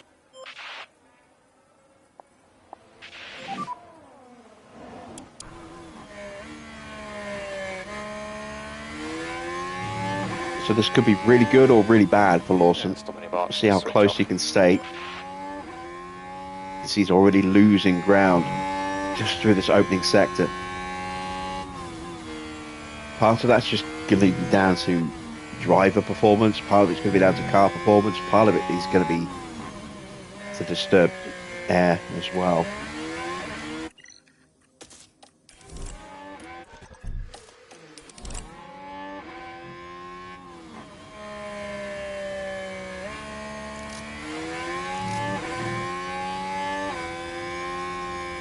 Yes, it's not going to be a great lap for Lawson.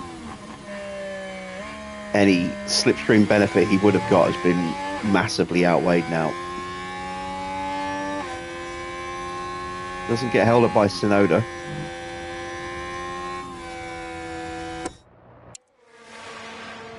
Can't even see Norris anymore. Look how far back he is. They were nearly nose to tail at this point last lap.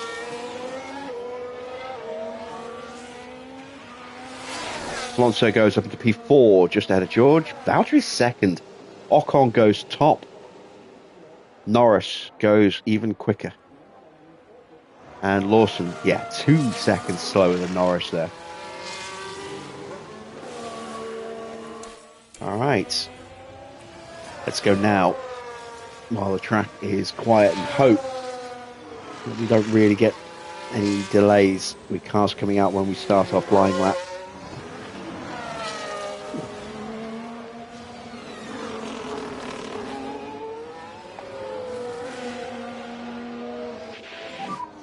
Warm the tyres where you can.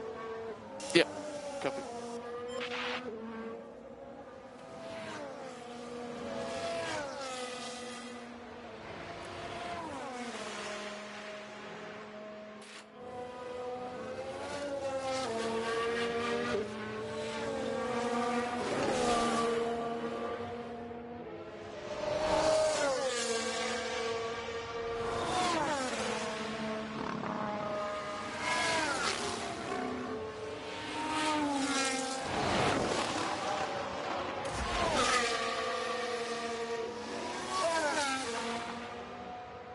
Nice bit of free track between our two cars.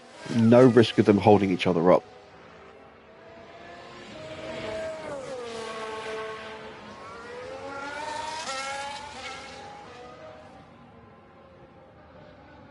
Now it's going to be a question of who blinks in the pit lane. And there we go. Tsunoda coming out early.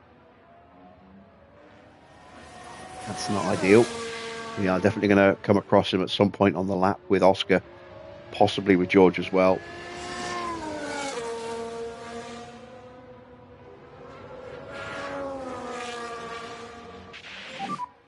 Oscar, you've got a clear track ahead. Let's go.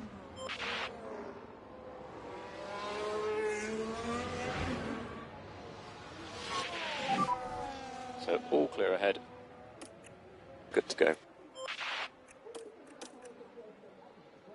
George's confidence not as high because he didn't set any purple sectors.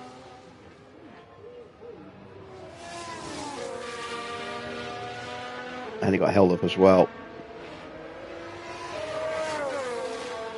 And see, we may get away with Tsunoda. George isn't going to catch him. Oscar might. but it will be tight. Norris coming out for his next lap, and Valtteri's coming out as well. Pourchaire starting his flying lap and immediately runs into trouble, getting held up there by Lando.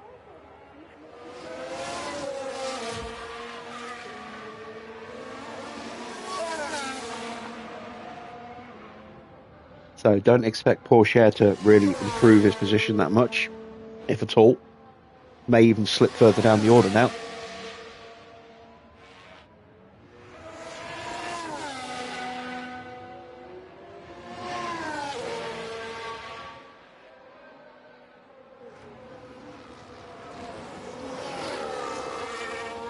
Once again, no purple sectors. And the drive to the line now for Oscar. And he cuts the gap in half to 2/10. Now George, who has been a little bit quicker in qualifying, by and large, this weekend. But is slower this time. 3/10 slower. So you are Found half a second. Wasn't enough. And we will box end of this lap. Now we are at the mercy of the rest of the grid to see where we're actually going to start. Yeah, copy.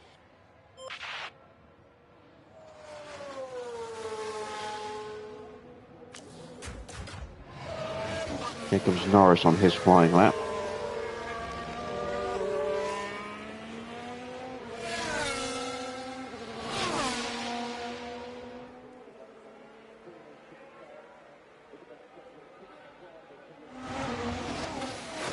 Ah, good. Hayley Welch, aka the Hot Tour Girl, has been officially sued.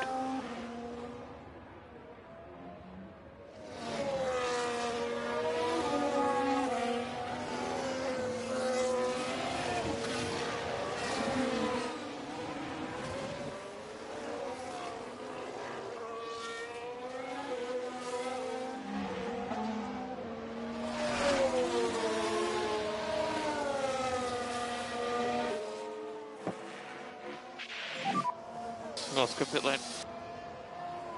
Pit lane speed limiter on. So, stopping your marks and then engine off. Stop on your marks and switch off.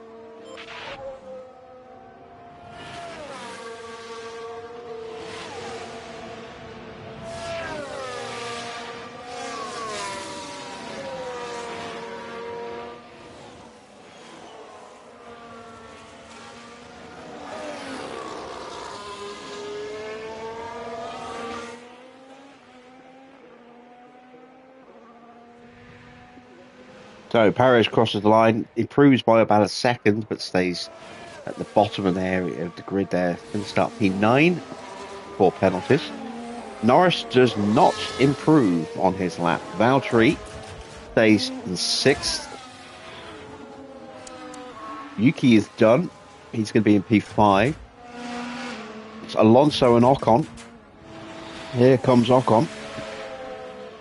And he takes pole position away from Lando. Yes, he can. By just under 1/10 of a second. What about Alonso? As Lawson improves to P8. He's about to get bumped back down again, I think.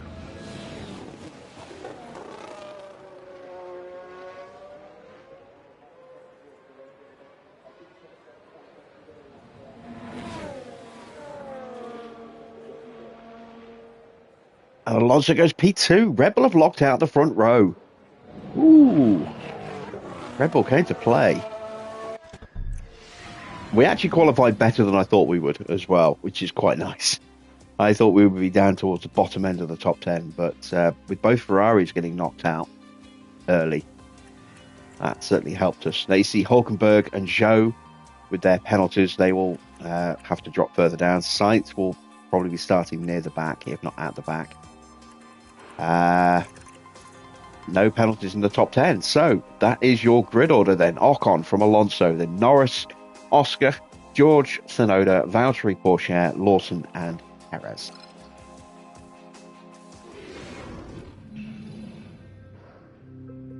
Here on the outskirts of Doha, the teams are preparing for the 57 laps of this evening's race.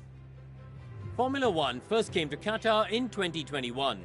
Lewis Hamilton managed to pick up the victory, and in doing so claimed Lusail as his 30th different Grand Prix winning circuit.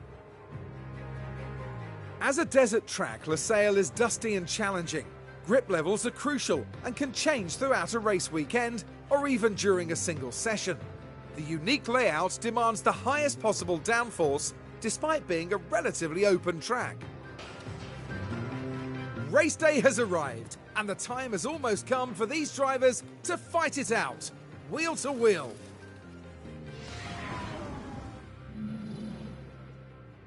All right then, let's have a look at some strategy options. So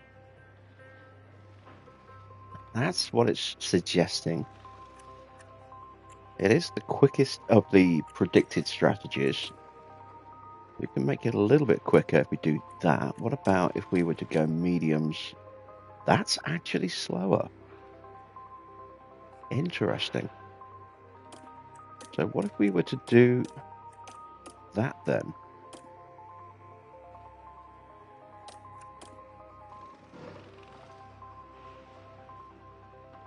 So we could go with that. I am curious as well, actually. Slightly slower. It's pretty close, though. Certainly do not want to be pushing the tyres around this track. We want to keep whatever performance we've got in the tyres as long as we can. Let me take a look at... I thought that would be quicker than that. Let me look at a soft, hard, maybe.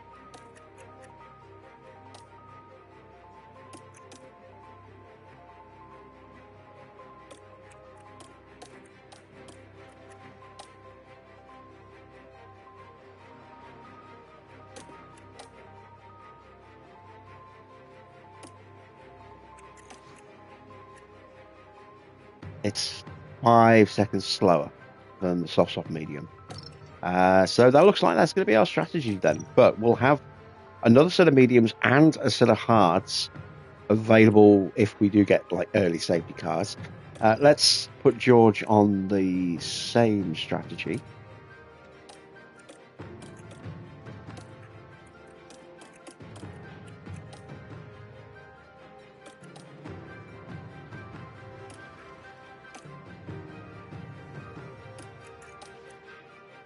So that's lap 19 and lap 37. Lap 19 and lap 36. Alright, so let's stretch George to lap 20 then. And lap 38. Maybe lap 37. Play it by ear with George. Give him a little bit of extra grip in that final stint, just so he can go for the fastest lap. We want to take lots of fuel out of the car here. 1, 2, 3, 4, 5, 6 laps of fuel. That is going to be 8.8 kilos of fuel we're taking out of the car. Let's go down to 5. That's a little bit less. That's going to be about 7 kilos under fuel. We want to look after the tyres. Don't want to do anything there. 1, 2, 3, 4, 5. And we'll send them to the grid for the start of the Qatar Grand Prix. The anticipation is really building here. The fans in attendance are absolutely buzzing with excitement. The composure of Fernando Alonso, really clear to see. A second place start for them today. They'll be aiming for a podium, but could they even sneak the win? Yeah, he could. Don't think he will, but he could. We're good to go. I think it's going to be between Ocon and Norris. We're all set. Alonso's going to be fighting for third, I think. Oh, Norris on the hard tyres at the start. Mediums for Ocon, softs for Alonso.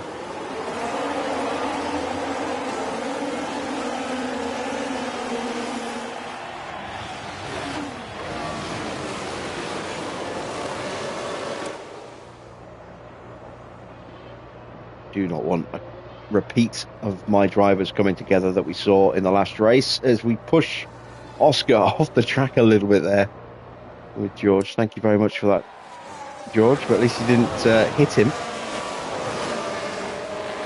Valtteri trying to find his way past Tsunoda on a less grippy set of tyres though.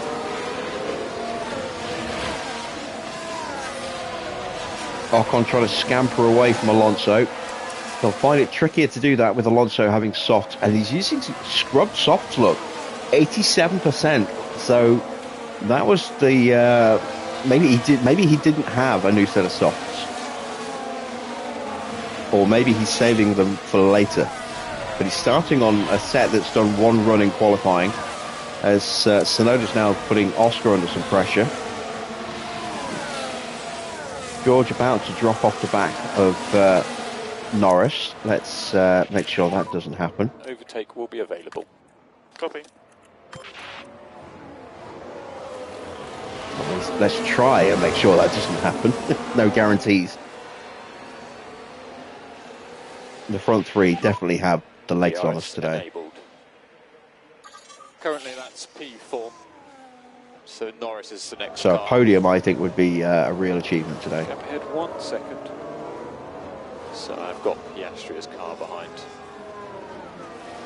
Gap point 7. My target is to try and finish 4th and 5th.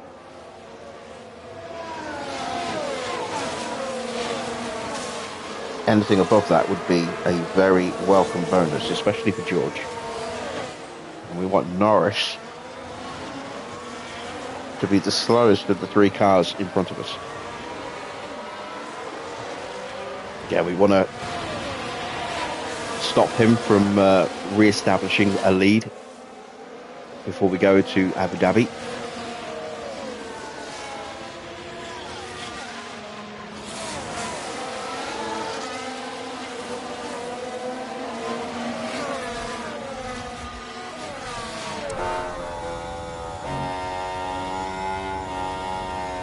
So far the 2 Rebels have scampered off.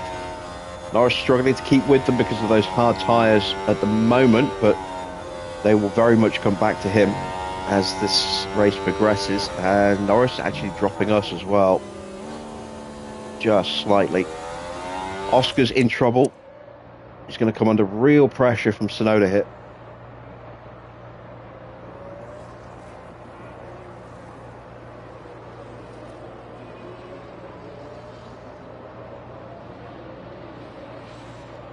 And through goes Yuki.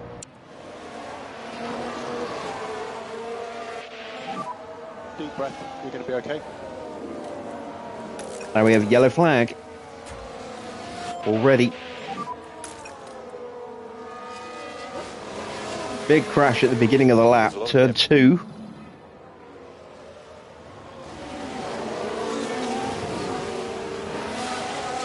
Oh no, it was turn 1 and then big slide. I think there was another incident a little further back as well, maybe. And clearly Just not touching what wheels, and it everyone was in the enough garage to would send have that wanted to Haas see. almost out of control. Some lovely car control there from Perez, keeping it pointing in just about the right direction.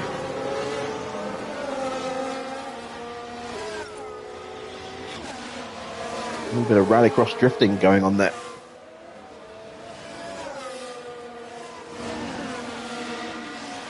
And the front runners are gone. Just could not keep up with Norris.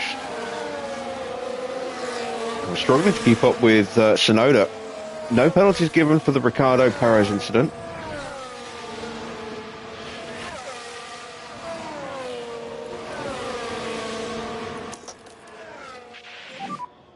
Use the overtake button. Tsunoda is running that damaged component. Have a look.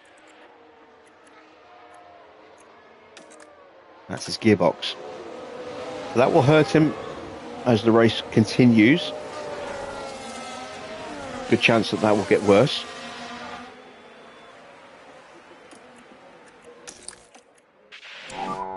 Recharge on.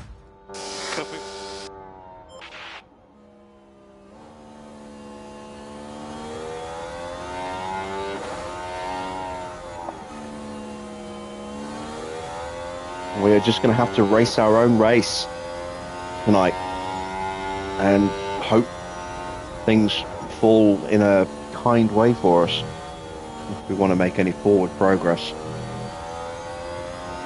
As I said, you know, our main objective tonight is 4th and 5th. Norris finishes 3rd, Russell finishes 4th. That'll be 15 points for Lando, 12 points for George. Assuming neither of them get the fastest lap, they will be level on points going into the final round, but I think George will be ahead. He's got 5 wins. I don't think Lando's got that many wins. Yeah, copy. I think he's only got 3 or 4.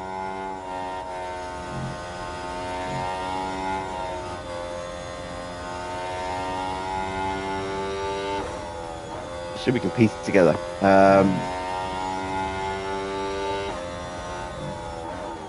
Maybe he's got more.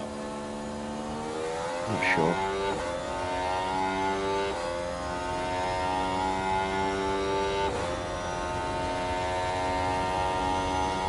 Just struggling to stay in that 1 second window. Lawson's closing us down now. Valtteri in tow. Hamilton now up to 9th. He's making some forward progress on those soft tyres. Leclerc on hard tyres, still down in 15th. Not really making much progress. He's... Oh, there we go. Tsunoda's gearbox has immediately got worse. It looks like they've developed a fault. I said that would likely happen, and it's happened earlier than I thought it would.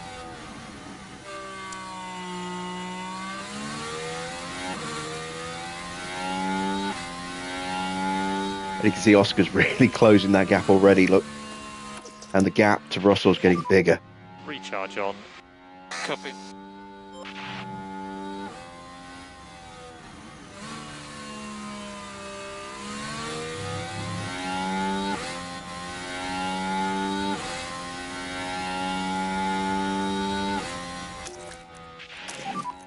Recharge button on. Yeah.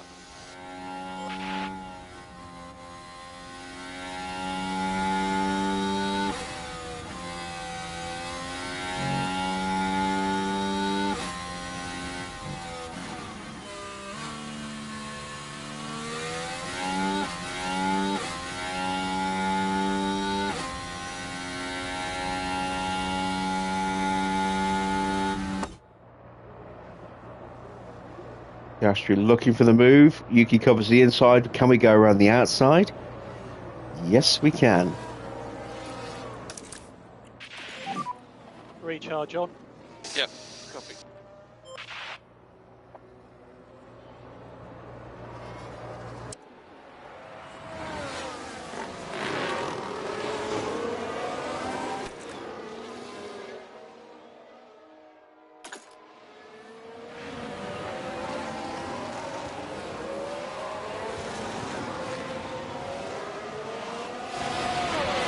Tyres not quite in the temperature window, but they are still the better choice than the mediums, it seems. Doesn't make much sense, but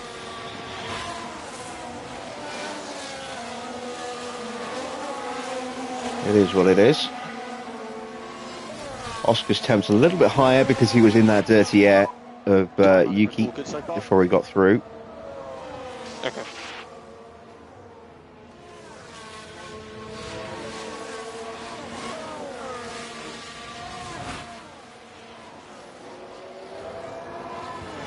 And we've left Tsunoda behind, and he's going to get swallowed up here by Valtteri.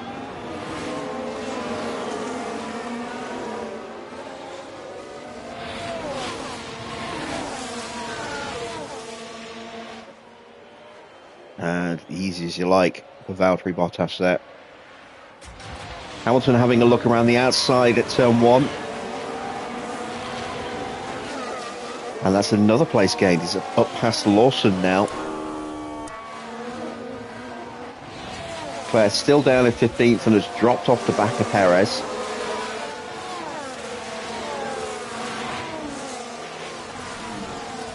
And Ricciardo's season is going to fizzle out with a bit of a whimper by the look of it.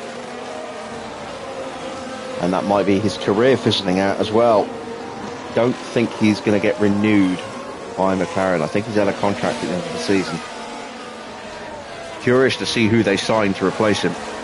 We'll find out on Monday when we start season 4. I mean, they may re-sign him, but I don't know. There's a few drivers that are moving around. We know that Charles Leclerc is going to Red Bull to replace Alonso. Could Alonso go back to McLaren? Could Alonso just retire off the grid? We haven't seen him announce his retirement.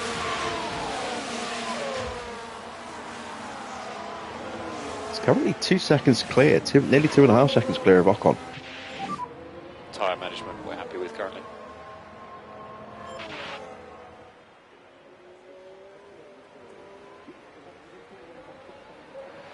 I think we're going to see Lewis make another move here. Copy. Has a look at the inside this time. Again, Tsunoda does not have the acceleration with that damaged gearbox, and Hamilton's through to 7th. What drivers am I going to have next season? Oscar, obviously. You know, keeping the reigning world champion. And I'm going to throw a vote open over the weekend and let you decide whether or not, at the earliest possible opportunity, we replace George next year with Kimi Antonelli, who's joining us on January 1st as an affiliate, or we rescue Verstappen from his nightmare at Williams.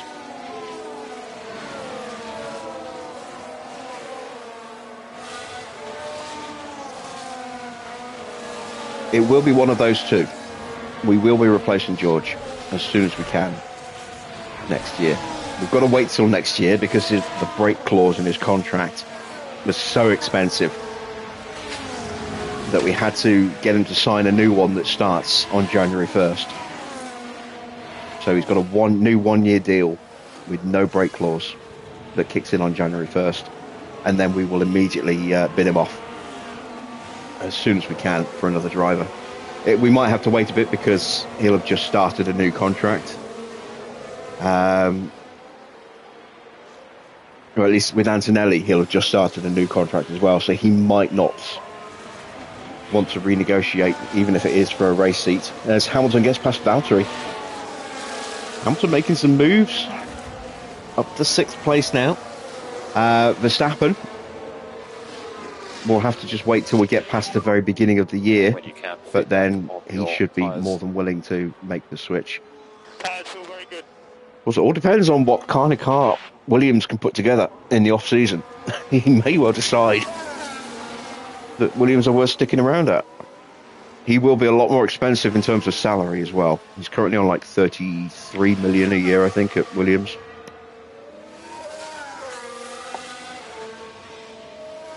George is on a 21 million a year deal. Tyres in a good window. Antonelli on like a 3 million deal, something like that.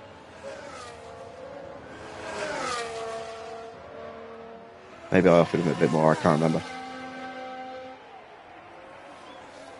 I hope I didn't put a break clause in Antonelli as well. That might force our hand. If I put a big break clause in Antonelli, I get the feeling I might have put a 2.5 times multiplier in his contract, which would then kind of force our hand in that respect.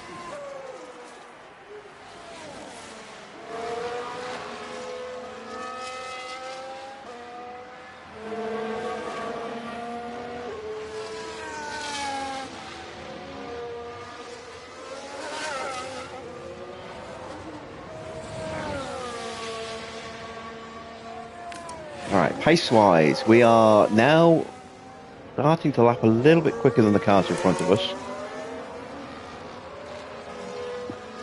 We've got a big tyre advantage over Alonso, whose tyres are booked now. He's going to be boxing very soon. Norris, slightly worse than us. He's been pushing those tyres hard. Ocon's tyres slightly worse than ours. He's been pushing his tyres a little hard as well. Tyres are just coming to Well, I say a little hard. Harder than we've been pushing ours. He might have just kept them on a normal push. But obviously we're on a light push. you know, a light saving mode.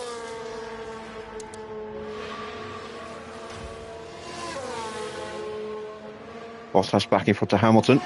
Those two training places. Fittipaldi up to 8th place. Both Saubers running in the points right now. And that's on pace. That's impressive for Sauber. We've seen them a few times this year.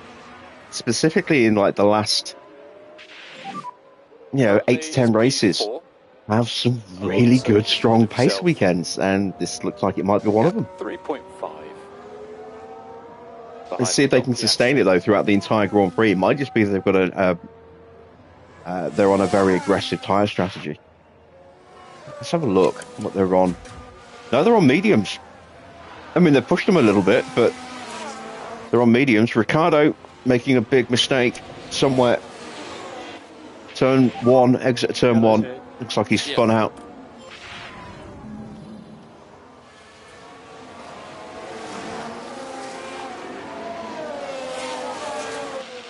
Okay. Alrighty. What was it I was saying earlier about his career potentially fading on a whimper? That's not going to do him any favours. In 20th place, just ahead of Verstappen. Gasly about a second further back.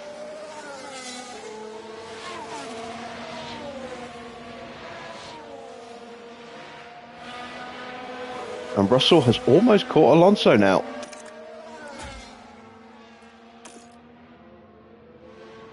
Tyre temps are starting to pick up again now that he is in that dirty air. Alonso probably boxing at the end of this lap. Oh shit, George is in neutral. Damn it. I was wondering why his battery was so low. I was like, why isn't that charged up? A little bit. I was about to spend it and then I realised I didn't have any to spend.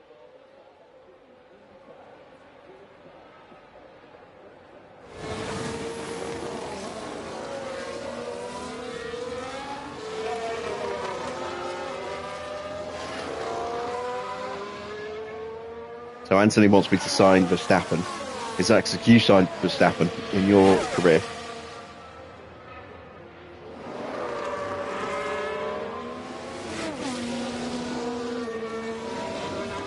I remember saying a few races ago, I've never ever used Max Verstappen in a career file before on any of the 3 games.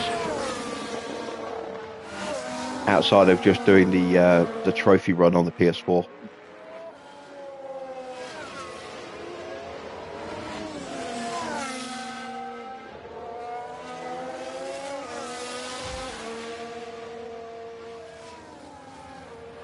See if Alonso goes another lap. I hope he does. I want to get a bit of battery into George's car here. And still get the overtaking. I think he might be peeling off. We'll get the DRS anyway. Yep, there he goes. Oh, we should get the DRS. We might not.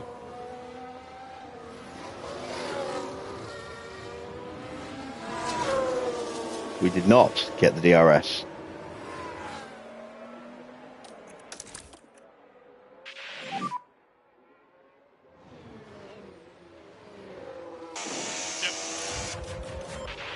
So Alonso's switched onto a set of mediums. So might go with another set of mediums after that, or he might go with a set of hards. He's going to come out just behind Hulkenberg and Sargent there, just in front of Zhou Guan Yu.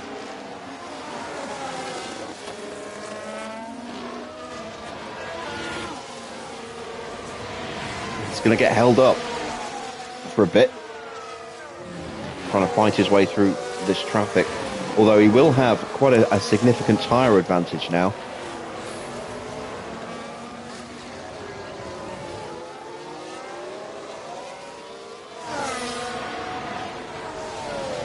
And a very early stop, all things considered there for Alonso. Right on board as he sees if he can find his way past Nico Hulkenberg. Norris and Ocon slipstreaming each other at the moment in DRS range now for Norris, and closing on the main straight. Might have a look into turn 1. 5.5 seconds back now.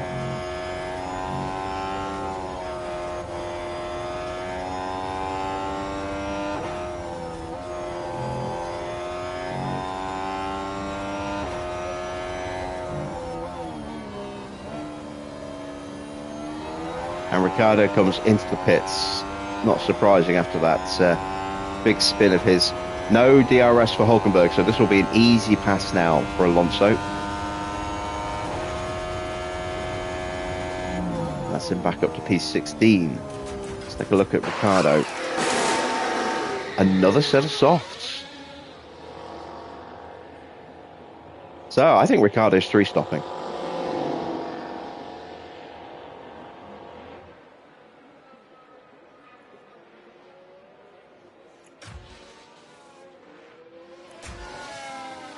Back to George. Tyre temp starting to drop again now that there's no dirty air there.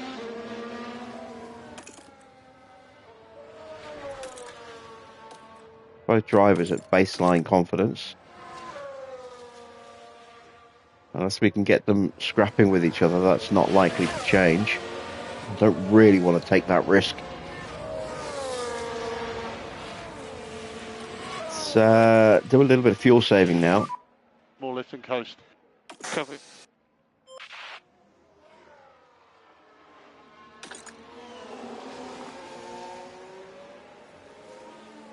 You've got 3 upgrades on the car going for the next race. Where are you going to for your next Grand Prix?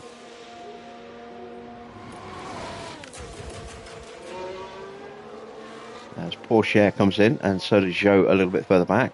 There's Alonso looking to make a move. He's going to get the slipstream off the back of Sainz to help him get through against Sargent, and he has done. Another set of mediums, or is that... No, that was softs coming off, wasn't it? So mediums going on there. Joe's gone for a set of mediums as well.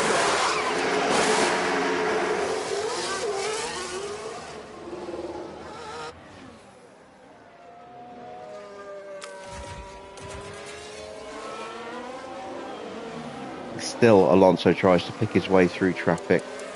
His tyre's down to 90% already.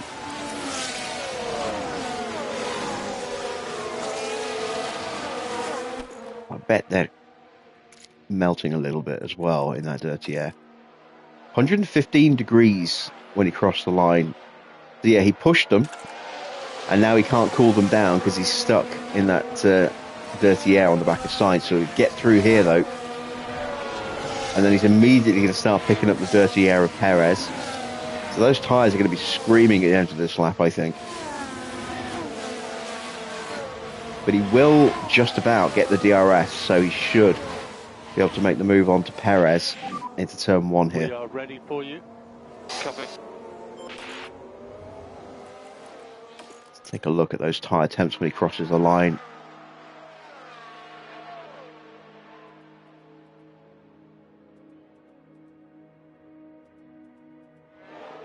...119 degrees. That's hot.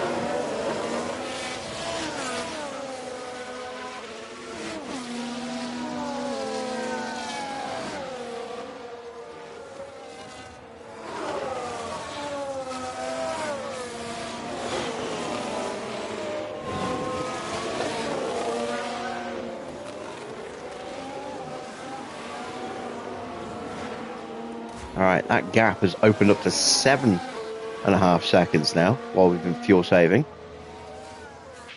No real surprise Just there. Just some feedback on the tyres.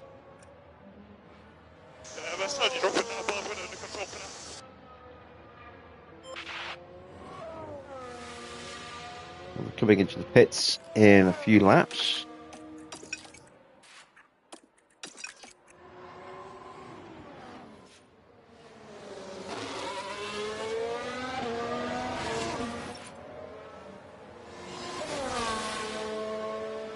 And both Valtteri and Lewis are in. We're ready for you. Yeah, going. Hamilton's been sitting around about a second to 2 seconds behind Bottas ever since those two swapped back. It's going hard tyres. It's a good stop. Gets out before Lawson gets in.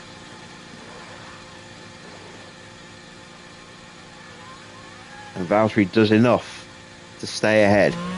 He's gone for hard tyres as well.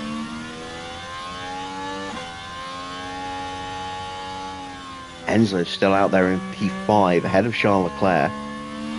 Alonso now up to P7. Oh, and Tsunoda's car has died.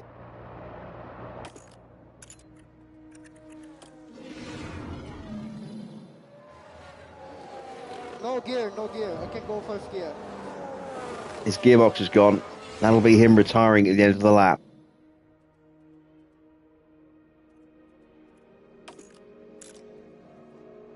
Yeah, 126 degrees. Yeah, it's just been overheating. Slowly cooking itself.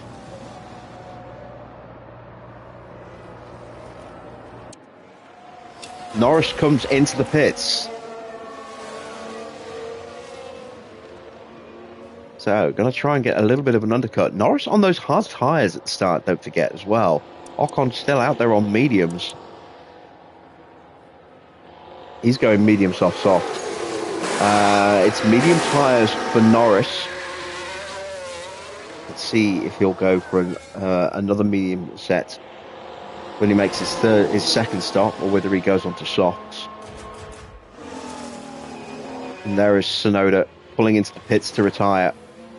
Sainz, Stroll and Hulkenberg all following him into the pit lane.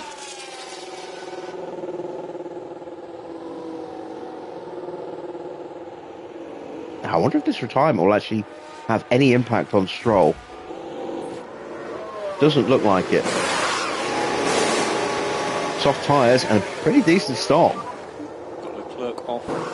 Oh, spin for Charles Leclerc. As there goes Alonso. And then he just drops it. And then he has to sit and wait for some cars to go through as well. So Perez got through as well. Leclerc now down to 8th place. Logan Sargent with the fastest lap of the race so far. A 128.7.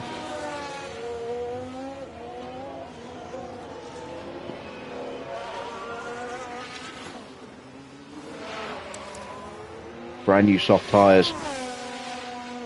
No way, I'm looking at Stroll. Sargent. Well, newish soft tyres, yeah.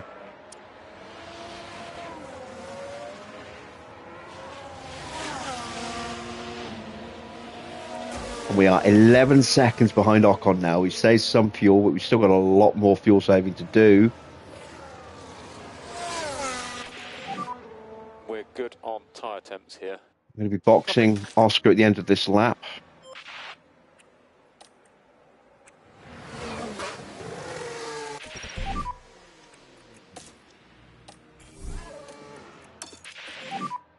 Box this lap, box this lap. Box. Recharge on. Yeah. I'm not taking too much fuel out. I just assume we'd be in some dirty air a lot more than this. Well, we might well be when we come out of the pits.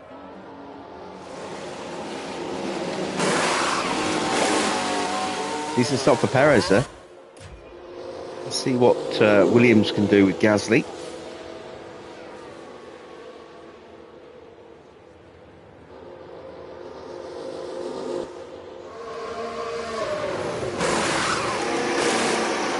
Not bad. Another set of soft tyres. So that's a soft medium or a soft hard. My guess mediums. Same as us.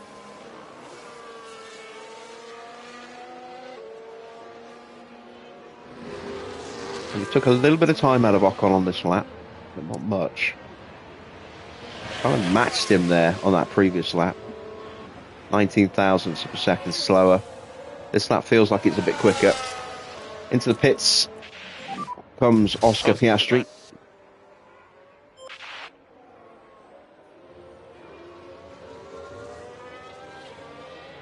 Yeah, 132.0 against a 132.2. Negligible difference, really. Let's go with the softs. And box. Yeah, stop. And Enzo coming in behind us. So flat out.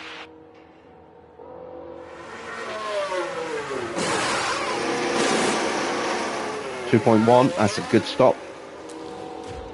Leclerc in as well. Soft tyres for Enzo. And soft tyres for Charles. That was quick. That was a very quick stop.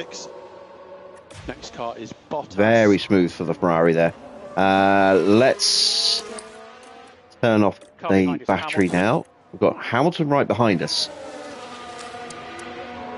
Hamilton did stop earlier, as you can see. Turn on the battle assist now.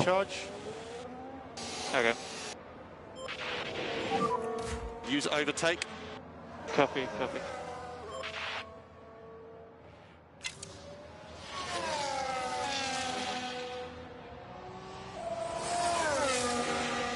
Let's see how far behind Oscar is against Norris. He's 21 seconds behind. Oh, that's bad. That's really bad. George won't be quite so far back, but he'll still be a long way back. There goes Norris. There goes Alonso. In fact, George might be just as far back. Let's have a look. It's a 2.2. It's not quick enough, I don't think.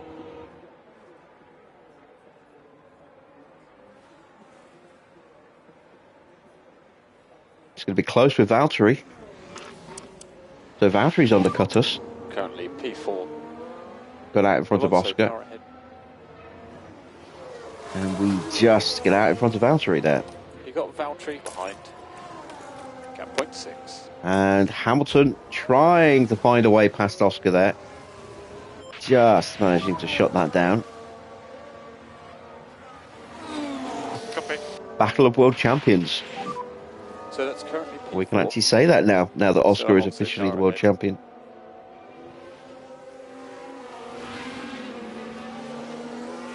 So Valtteri car behind. Gap 0.2. Your P6. Next car is Bottas.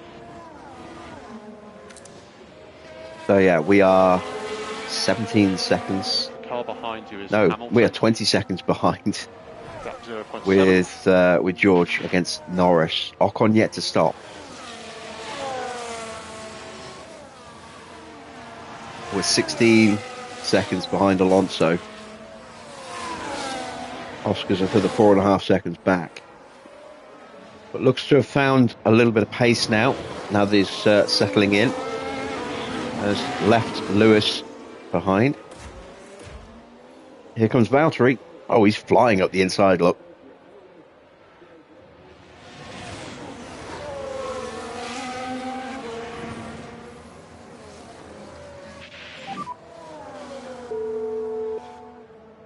Keep your head down.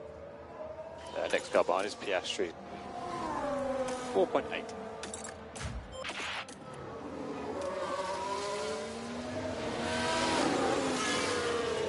Everyone's gone very quiet. Is YouTube broken again, or just engrossed?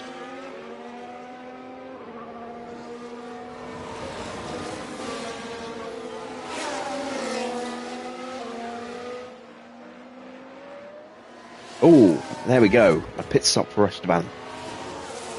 So I think he's going to go soft, based on how long he went on that set of tyres.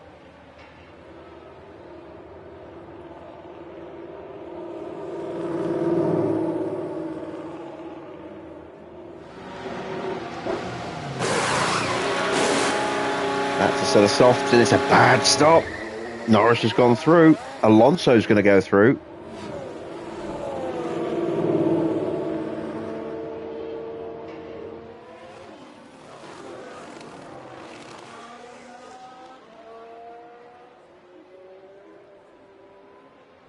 And there we go. He's going to come out quite a way behind.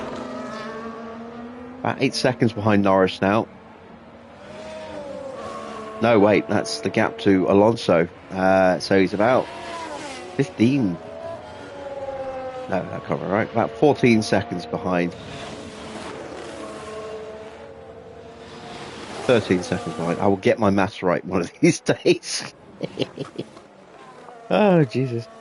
Let's take a quick positional update now that everyone has stopped at least once. It's Norris from Alonso, then Ocon, who's just stopped, Russell in P5, Piastri P6, Hamilton in 7th, then it's Pourchaire in 8th, Enzo Fittipaldi in 9th. So both Saubers still in the top 10. Sargent currently holding the fastest lap. It sits in P10.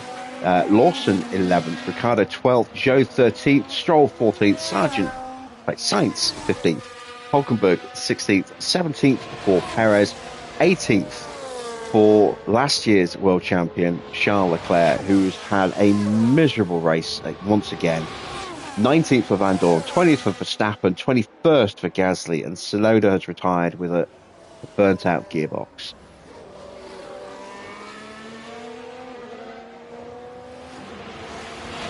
And we are getting close to the halfway point.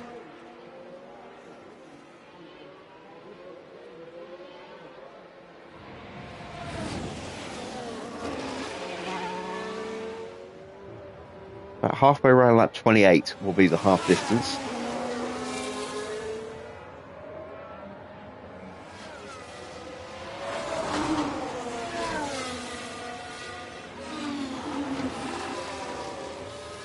And we have a yellow flag.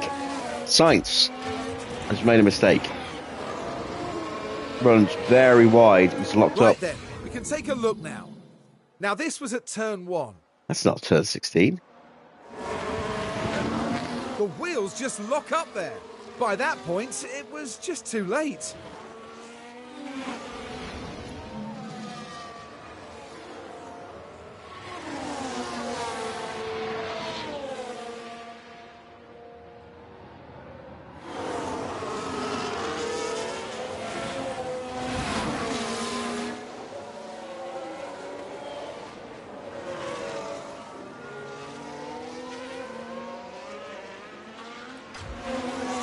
All right, Russell has caught back up to Valtteri. Going to get down to about 5 kilos under fuel before we stop fuel saving. But we are going to use some battery now. Overtake available. Yeah, copy. We do get the DRS.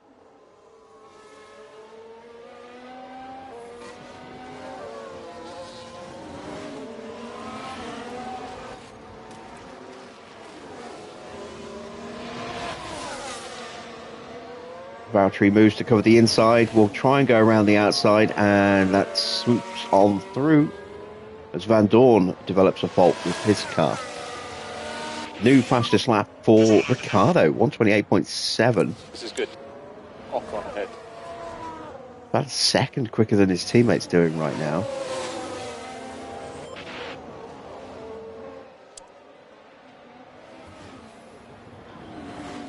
Hamilton's still lurking on the back of Oscar there. Let's give Oscar some battery now. Overtake available. Copy.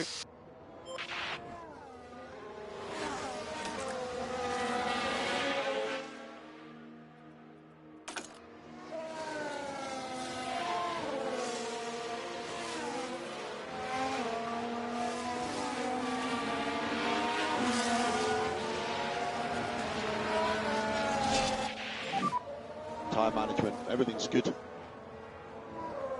Yeah. Ow.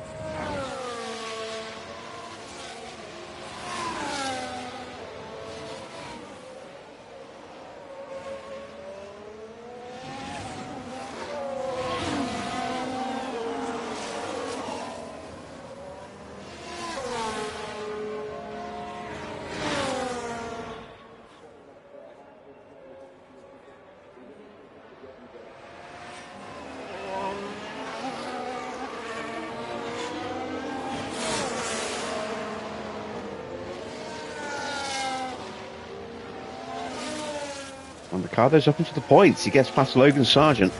New fastest lap now for Charles Leclerc on 28.3.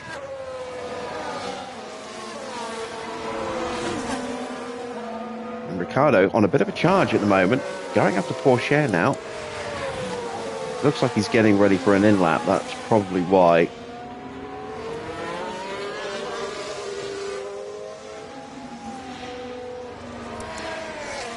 Ocon slowly but surely closing his teammate down. Alonso's tyres very much starting to struggle now. He did stop very early.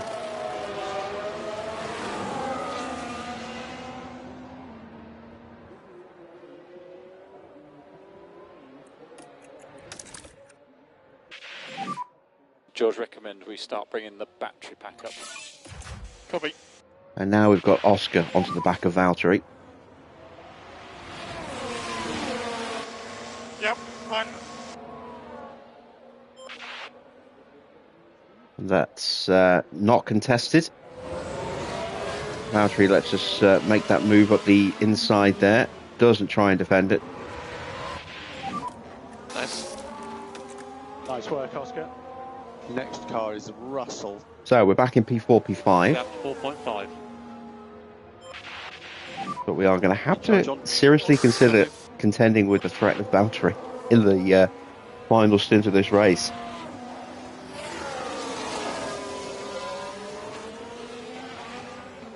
That'll be a hell of a result for Valtteri.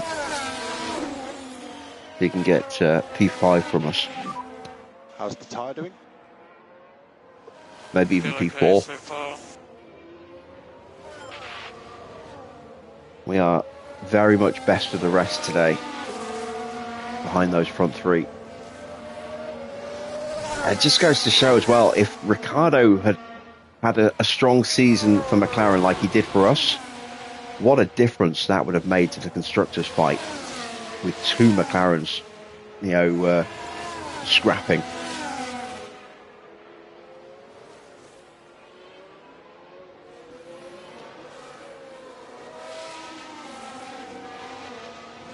But this has been a strange old season where a lot of big names have failed to deliver. Hamilton hasn't really delivered this year. Leclerc has really not delivered this year, especially after winning the championship last season. Although you could argue Hamilton's in decline in terms of stats and age. Alonso hasn't really delivered for a good chunk of the season. Looked very threatening at the start and is starting to look threatening again now, but was a little anonymous at times this year. The Mercedes haven't really done much for good chunks of this year as well. Porsche has been, lightning fast at times. Sainz has been very, very disappointing. Perez has not had a great year. Yeah, big established names really struggling, and Verstappen currently bottom of the championship. He was comfortably the better of the two Williams cars last year. He's really struggled this year. Once a driver gets demoralised, that's it. Their run is cooked, basically. Because they lose so much pace when they're demoralised. An obscene amount of pace. Their stats go down so much. This is what we saw with Lewis in the midpoint of this year, when he was down in the 70s in his stats before he got a good result and recovered.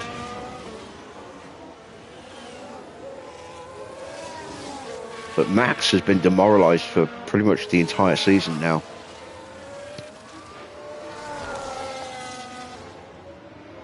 And it shows in his pace, or complete lack of.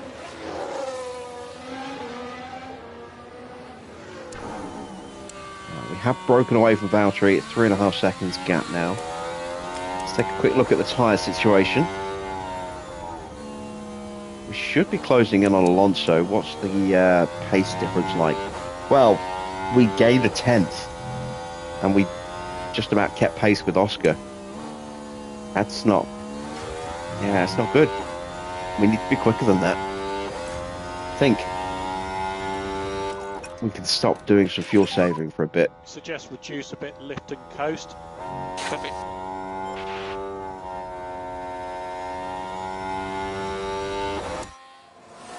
Surprised we haven't had a VSC yet. 30 laps done. We are, well, 29 laps done. We're on lap 30. We're past the halfway point now. We still have a lot of fuel to save. Definitely took too much out. But like I said, I was expecting us to be in dirty air a lot more than we have been. We've barely been in it at all this race. And I was just concerned about engine temps getting high.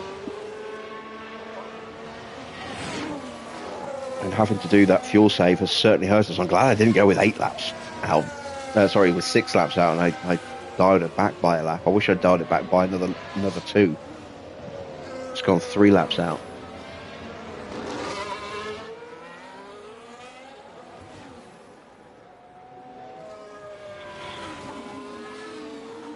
Would have given us a bit more pace potential.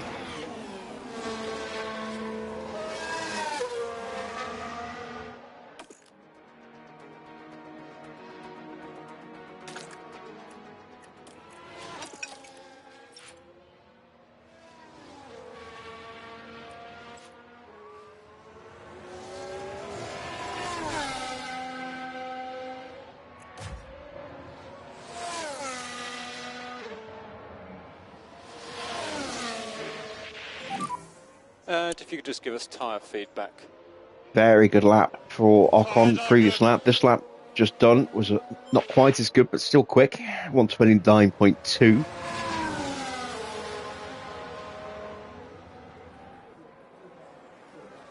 $131.1 for Alonso, 129.6 for George. P4. We just took 1.5 seconds out of Alonso on that lap. Sargent comes into the pits. Let's see what tyres is he going on for. We'll do 27 laps on him. 28 laps.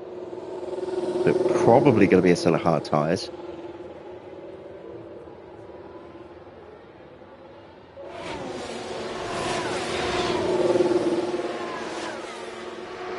It's softs. So, that's going to be a 3-stop strategy then for Logan Sargent.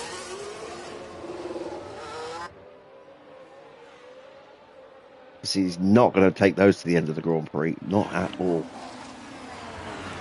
130.2 for Oscar. Second out of Alonso, but lost half a second to his teammate. Okay, that's P5. George's tyres up to temperature now, though. We haven't turned Oscar's up yet. Let's do that now.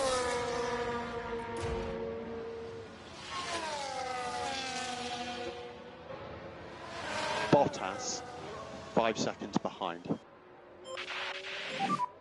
Happy with temps. Coming.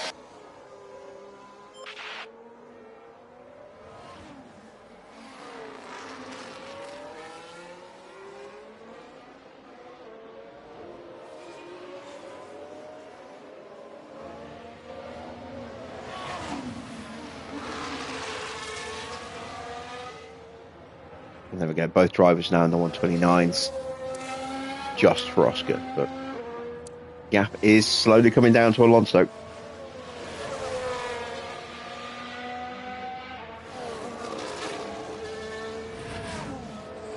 Fittipaldi's up to 8th, so Sauber running 6th and 8th right now. That would be worth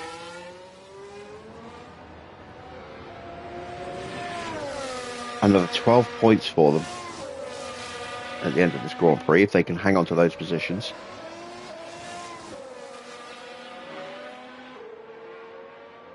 And that would be, for Sauber, that would be massive. Another 12 points.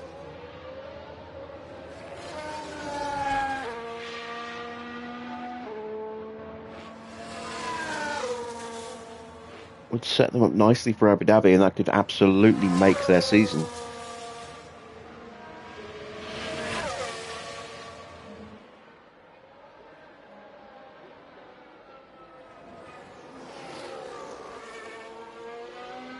Gap now down to 6 seconds, just over.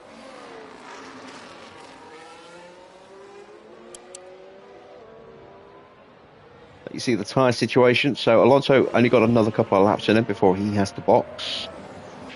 We've still got a fair few yet. We are ready for you. Our pit window just about to open up for Oscar. Still another couple of laps to go for George, but we might bring him in a bit earlier than initially planned. I don't know, I might keep him out on the original strategy timing. Again, we do want to go for a fastest lap with George, try and take a bonus point away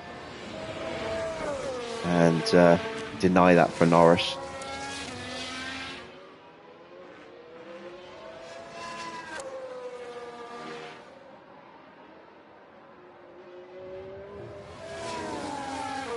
Norris started on the hards, is on the mediums now. I think he might have to go for another set of mediums, or maybe even another set of hards if he saved hards in the first practice session.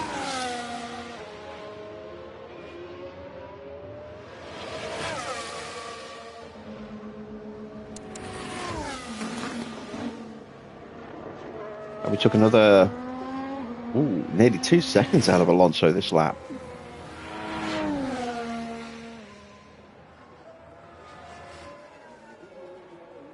.131.4.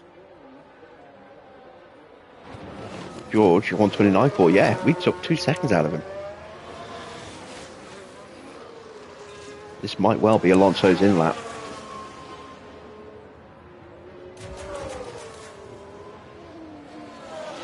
Leclerc going for one more lap.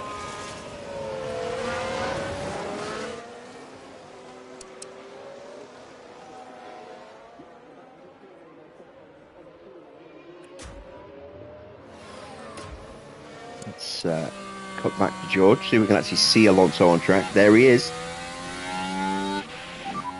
Just give us some tyre feedback. Currently struggling with the front a bit.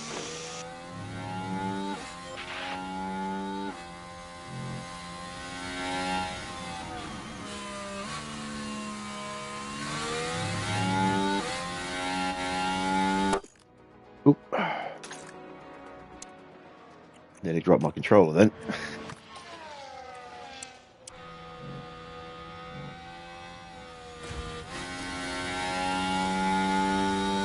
Does Alonso peel off? He does. So Fernando is into the pits.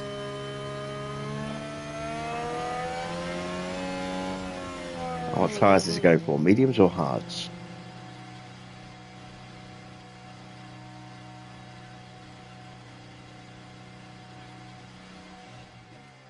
It's hard tyres. So that's Alonso to the end. Where's he going to feed out? Will he get out in front of Valtteri? Don't think he will. He might not even get out in front of Fittipaldi. Hamilton's going to go through. Or is he? Oh, he just gets out in front of Hamilton.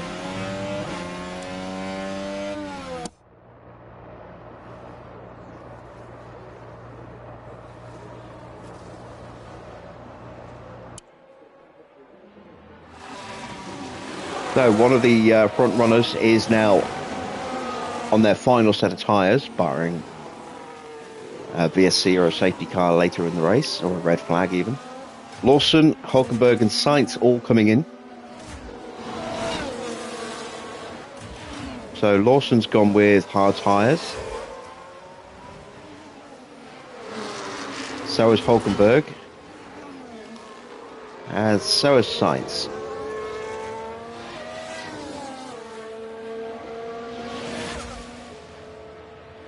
Meanwhile, we are 13 seconds behind Ocon, about 16 seconds behind Norris. We are not going to be catching him, I don't think. 7.5 seconds between our two drivers now. That gap is pretty big now. We could box them on the same lap if we wanted to.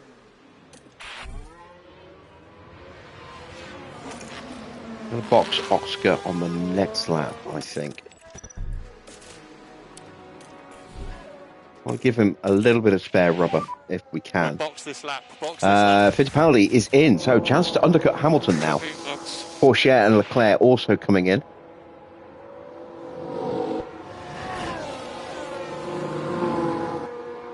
And Zhou's coming in as well. Medium tyres for Enzo.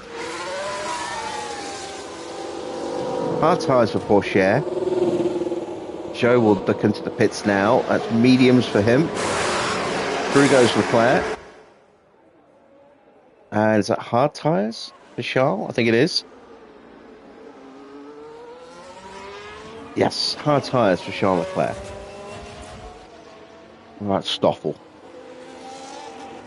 He drops to the back of the grid. Hard tyres for him. What's that fault that he's got? Gearbox issues. And Norris is in. And it's mediums. Medium tyres for Lando Norris. George will go through briefly. Norris will come back and overtake us again. Oscar, one more lap for him. Yeah, understood. Okay, Oscar, use a tyre. And we need to do more serious fuel saving again. Copy. Pretty much at the end of the race now. And if we could just do a little I bit think. more lift and coast. Understood.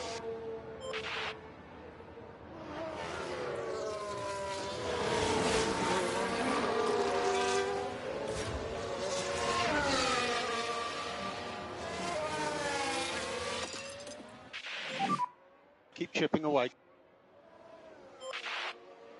Got all about fuel.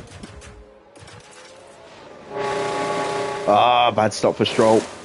Puts on a set of mediums and is finally released. Here comes Verstappen. And what's that? A pit stop issue.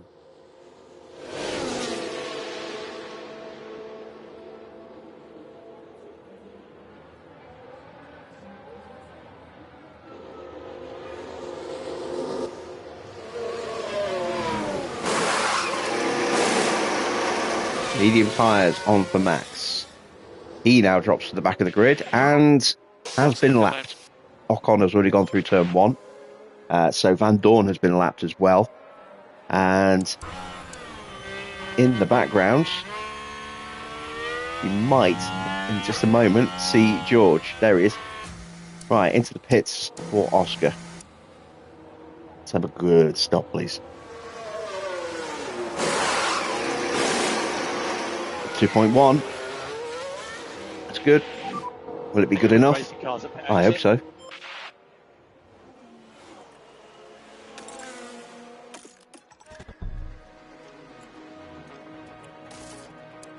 Fox next lap for George. It's only 10th. Wow, we only just made the leaderboard. Currently P7. And that's Ricciardo behind us. So Ricciardo's got himself up to P8, but I don't think he's stopped again yet. He hasn't. He's going to need to stop soon, but he can go a little while yet. Hamilton is going to be boxing this lap, I would imagine. He's caught the back of Valtteri. So that's going to be a battle of the pit crews. And if Ferrari can get a good stop, Hamilton might be able to jump Valtteri there. Ocon also very close to another stop.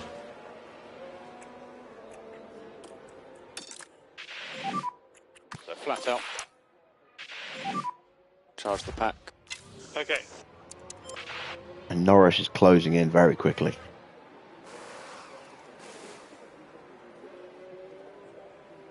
Gasly boxes, and that is him now to the back of the grid. And also lapped. Fastest lap of the Grand Prix for Norris, a 1:27.7. That's quick. Hamilton is in.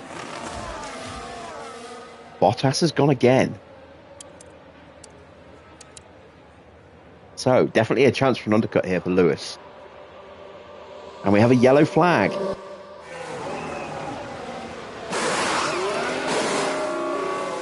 Somebody had a spin. It wasn't George. It was Max. Oh, his confidence is shot, isn't it? can't do. At least he didn't hit the barrier.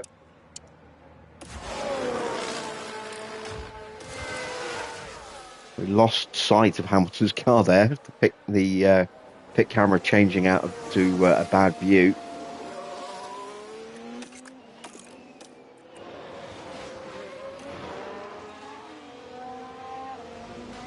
Hamilton will rejoin in 10th place. Now we need to keep an eye on Valtteri.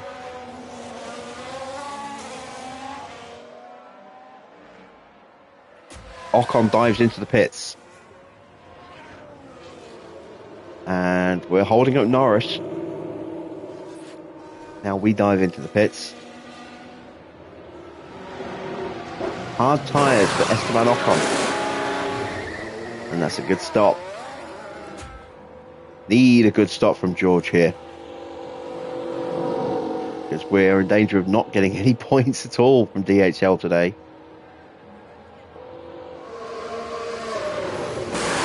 Valtteri's in. A 2.0. That should be good enough for the leaderboard. And the track will be clear on exit.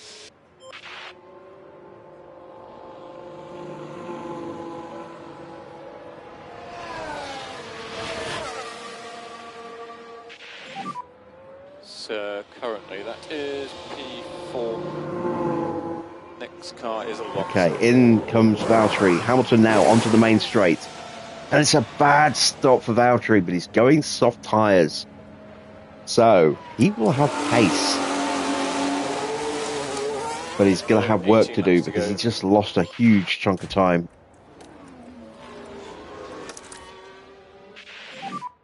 George, recommend we start bringing the battery pack up. Copy.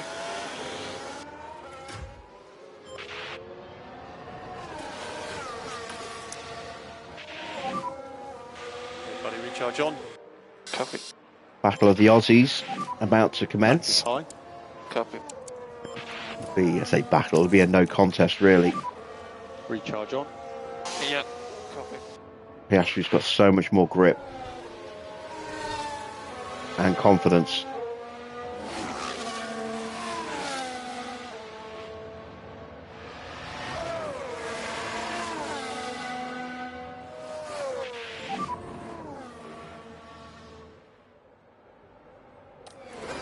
He's 1.3 behind.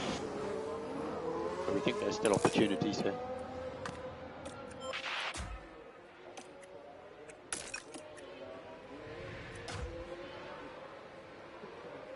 And this is without DRS. Look how quickly we're closing in. You're P6 at the moment. It's without battery as well, for that matter. 0.4. Sergeant, it's a car behind.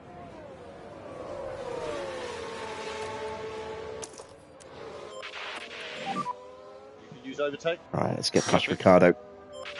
Get a little bit of extra confidence into Oscar. Hopefully that'll help pick his pace up a bit.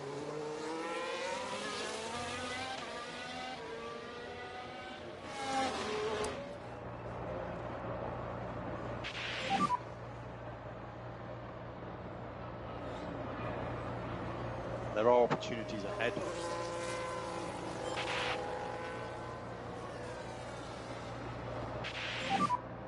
we need it? Tyre temps are still low. Could not find a way through there. Gonna have to wait till the end of the lap now.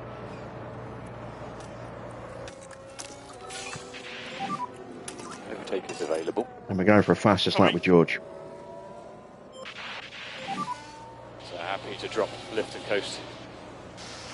Okay. Oscar gets really close to the back of Daniel Ricciardo. And this is going to be a very straightforward overtake here. Ricciardo covers the inside, we just switch back to the outside and we are through and away.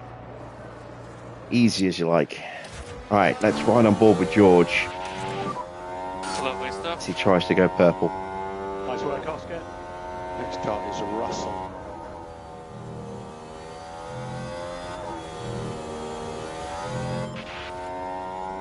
Goes purple in the first. Oh, Norris has picked up a fault. What's wrong with my pack? I don't think it'll be enough to help us, but he has issues with his battery pack.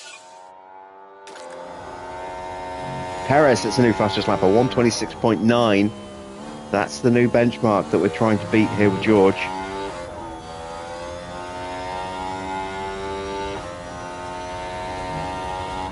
Purple in the middle.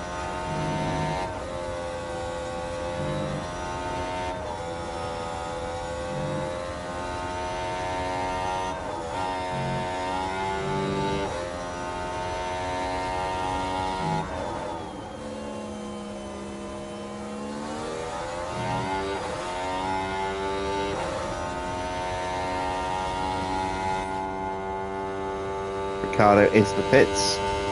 New fastest lap for George, and it's a 125.8. Yeah. Very good lap. So you are purple. Copy. So we are fourth and fifth. And when I said that fault for Norris might not help us, I meant directly. I meant that it probably won't help us catch Norris, but it may help the Red Bulls catch him, which would definitely be good because that would take more points away from But Norris. it looks like they're carrying some kind of fault.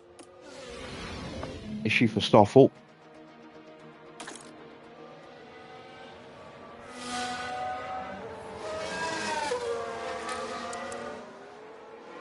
Battery currently all the way down in P14. It's not working for him at the moment, is it?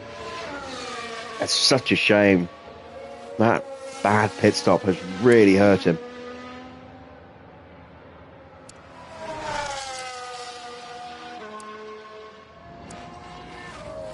He's now 13 seconds behind Hamilton. They stopped one lap apart.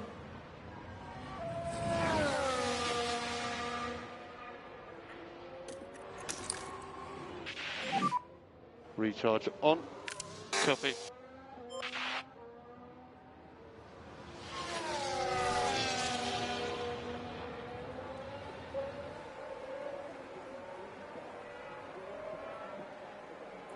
Took another second out of Fernando that lap. I think we might be able to get George on the podium. And if we can, and Norris is caught by Ocon, which is looking like, oh no, Ocon's just gone purple in the first. He's going to try and take that fastest lap away from me.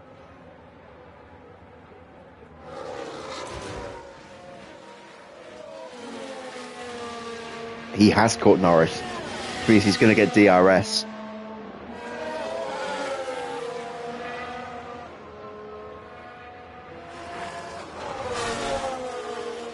I say if Norris finished second and we get the fastest lap, and now Ocon's actually being held up, trying desperately to find a way through.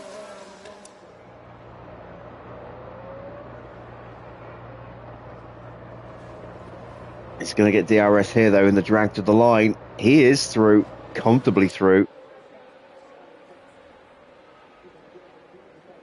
Does not get the fastest lap. He missed it by half a second in the end.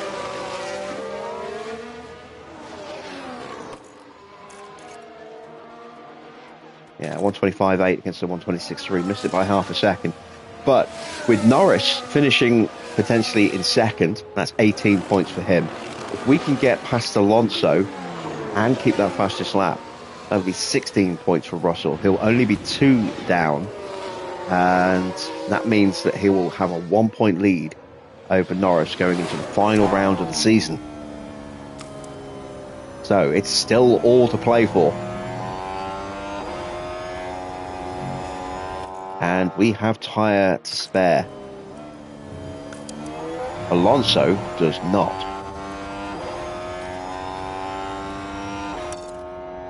Spend a little of that now.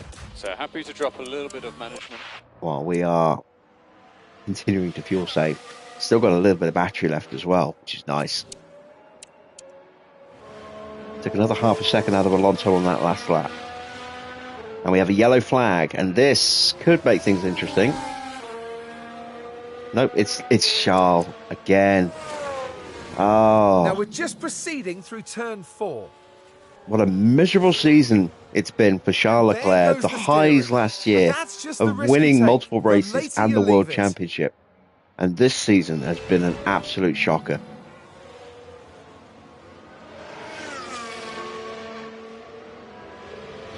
How have Ferrari fallen so much in one season?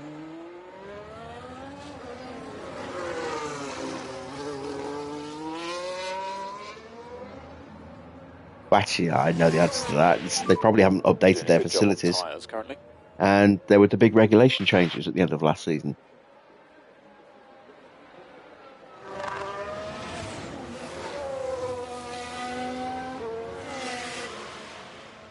Oscar puts a lap on Max.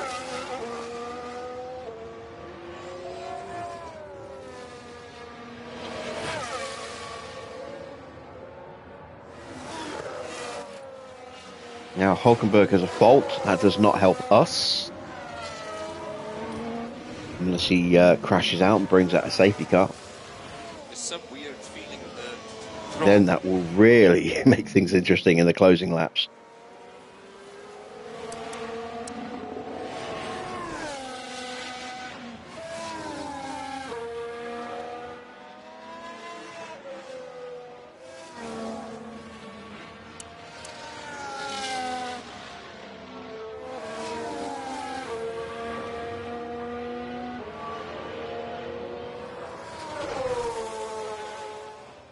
Bottas back up to P11 now. It's right behind Zhou as well, so he's still got a chance of getting points today, just not the finish he was hoping for. We've got 11 laps to go.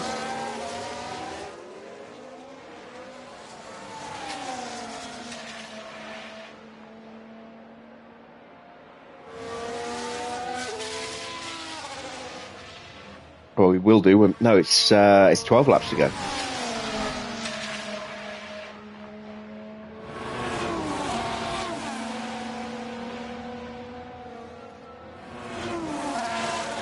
No, it is 11 laps. I can't.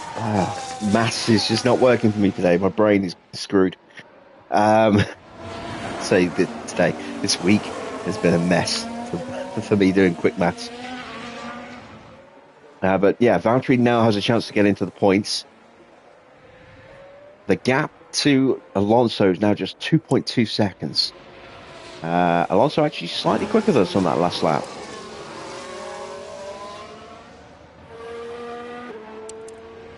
Still got a much better set of tyres though.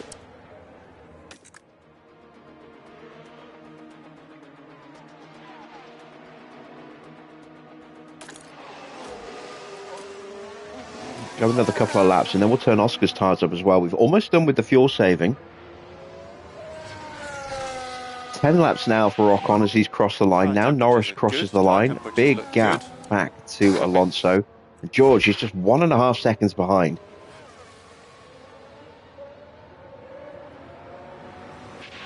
Ocon's gone. Norris's fault has cleared, but he's 4 seconds back and losing time. Keep your head down. This might be Ocon's race now. We still have that fastest lap. Can we keep it? And when you can, feedback on that could be the deciding point. In the hunt for third place.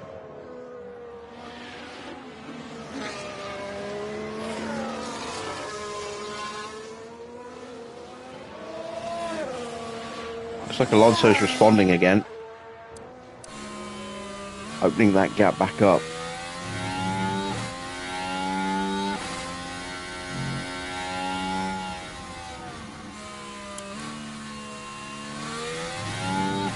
In Ricketic in a while.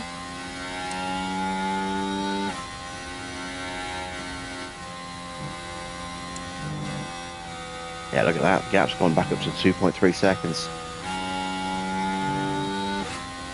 Alonso's definitely pushing.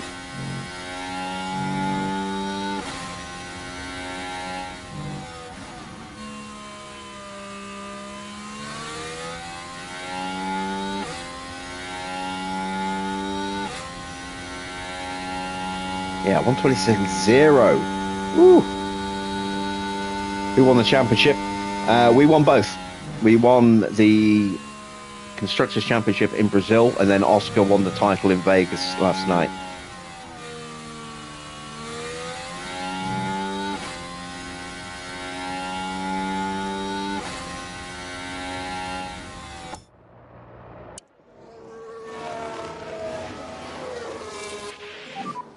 Alonso car ahead.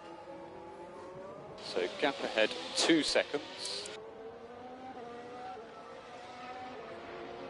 I did this one scratch. How do you mean?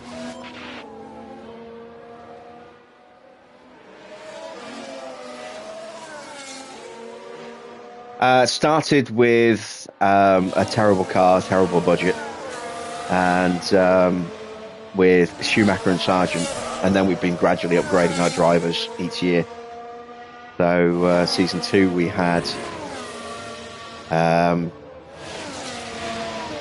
Ricciardo and Russell, and this year we've got Piastri and Russell. And next year we'll be getting rid of George. We might be signing Verstappen, or we might be promoting Kimi Antonelli. I'm going to throw that up to the audience.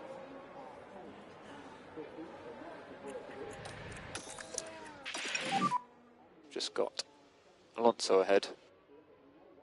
With that gap ahead, 0.8.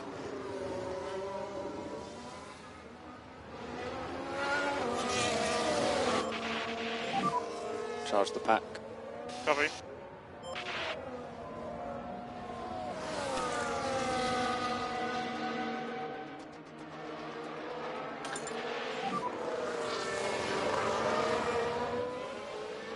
Yeah.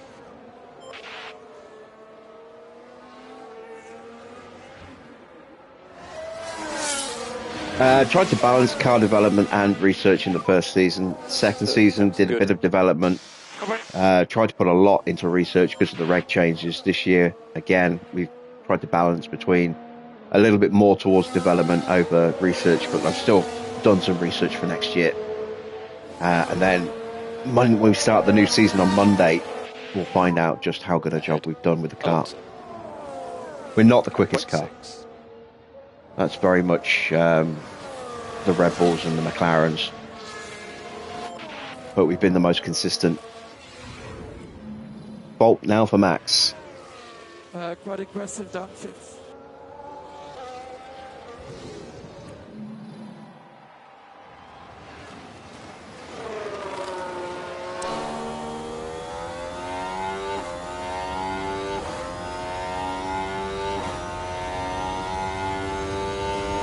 This is his second season there. He left at the end of season 1 to go to Williams, because that was back before they fixed all the contract issues. Gap 0.6. When teams were just poaching drivers out of contracts left, right and centre. And somehow Williams poached Max. And then they patched the game, and he's stayed at Williams ever since. No one's tried to buy him out of his contract. Gap ahead 0.5.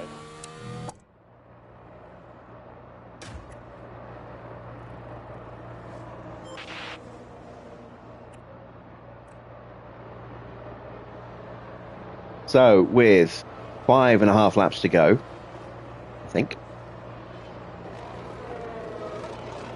6.5 laps to go.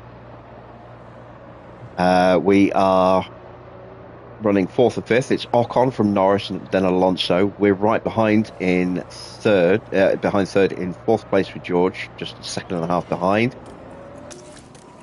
Battery's now pretty much full, so we can start turning that back up again. Yeah. Hamilton currently P5. Ricciardo is P6. What a recovery from Ricciardo. What a miserable race he was having earlier at the start of the Grand Prix. He's really turned that around. Then it's Fittipaldi in 8th, Porsche in 9th, Bottas in 10th. Both towers in the points. 1.5. And with a 3-second gap to Zhou. Leclerc down in 12th place, really having another miserable afternoon. 5 laps remaining when you cross the line. And we are done fuel saving. And we're going to turn the tyres up a bit now. We want good pace. if you start a new one with 2 rubbish drivers and a big budget and a rubbish car, should you go all in the year after that? What you mean, go big on the research for the end of season 2? Depends on how much of a challenge you want season 3 to be.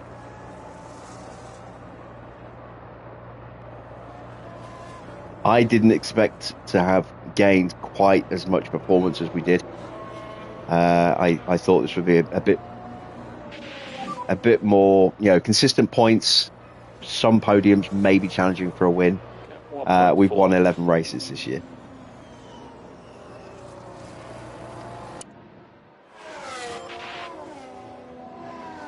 And most of the sprints.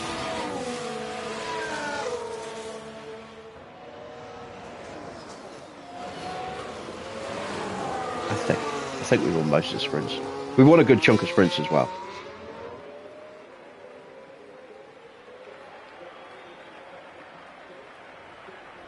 So Alonso is getting a slipstream from the back of Gasly. And finally gets the blue flags for Gasly. So no DRS for Alonso now. Should make it easier for us to get through, I hope.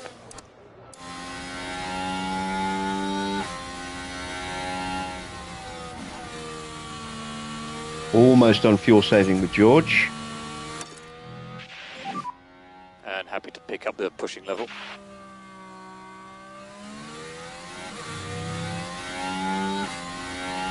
There we go. Thank you, Gasly.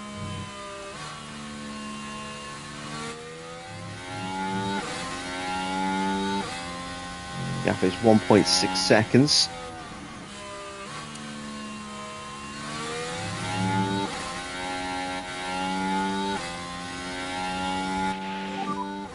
Gap ahead 1.6. I just said that.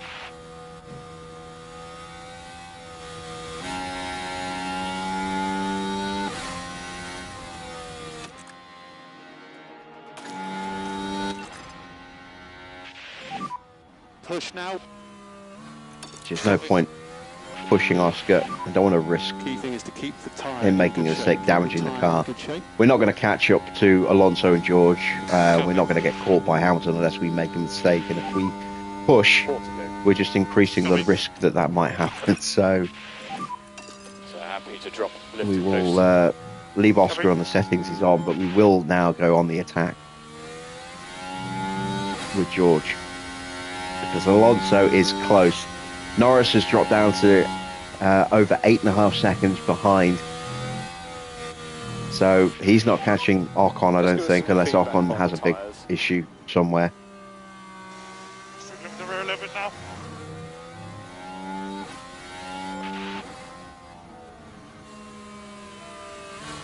So as long as we hold on to this fastest lap, we will still have a 1-point advantage over Norris in the fight for P3 going into Abu Dhabi.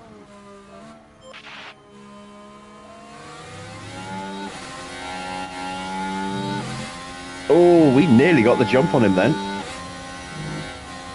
Oh, we do get the jump on him. Oh, Alonso's tyres are dying.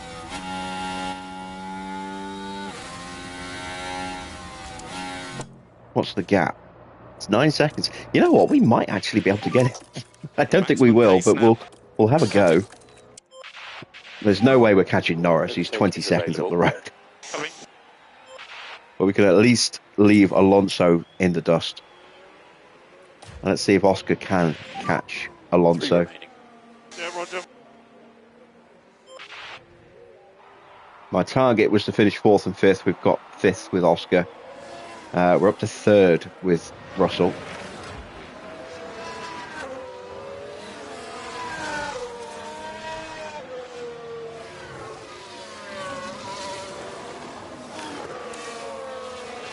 Yeah, 130.8 last lap for Alonso. Slightly slower than you would expect because we swooped around the outside of him and cost him a little bit of momentum. But this lap will be quicker, partly because he'll have got DRS from the back of us, and partly because he hasn't got to contend with any traffic in front of him now. But Piastri should still be closing the gap Yeah, it's down to 7 seconds now. Going to run out of battery, though, very quickly. I am pretty much out of battery. Recharge on. Copy. 6.5 seconds the gap. Without the battery, I don't know if we'll be able to do this. Tyre temperature management looking very good. Yeah, okay.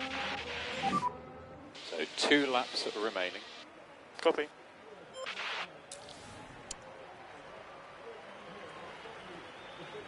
On 126.8 and 128.8 and 126.6.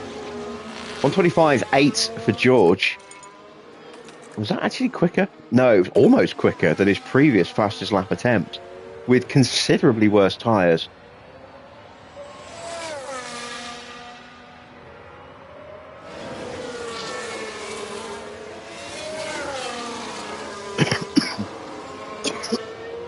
Have they ever won a race or a championship with a terrible car and terrible drivers?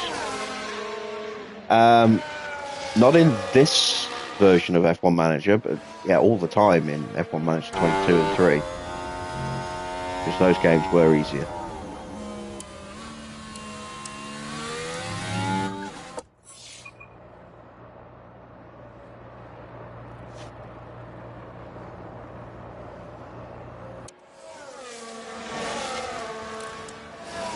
Gap is 5.2 seconds as we come up to the final lap.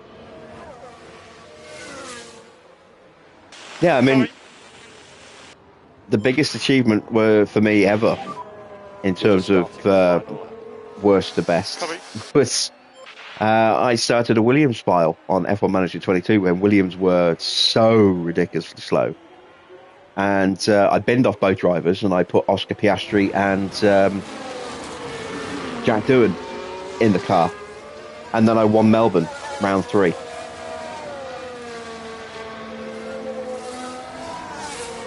And you can actually see the footage of that somewhere on my channel if you search for True Aussie Grit, I think.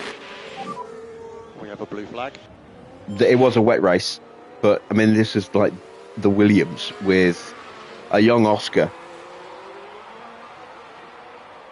in only the 3rd race of the game, and Jack Doohan, both of which shredded their tyres at that point, because it was like a 48 smoothness rating for Oscar and a 42, I think, for Doohan. So they were both ridiculously harsh on their tyres, but I just got lucky with timing of my pit stops and a safety car, and managed to get into the lead.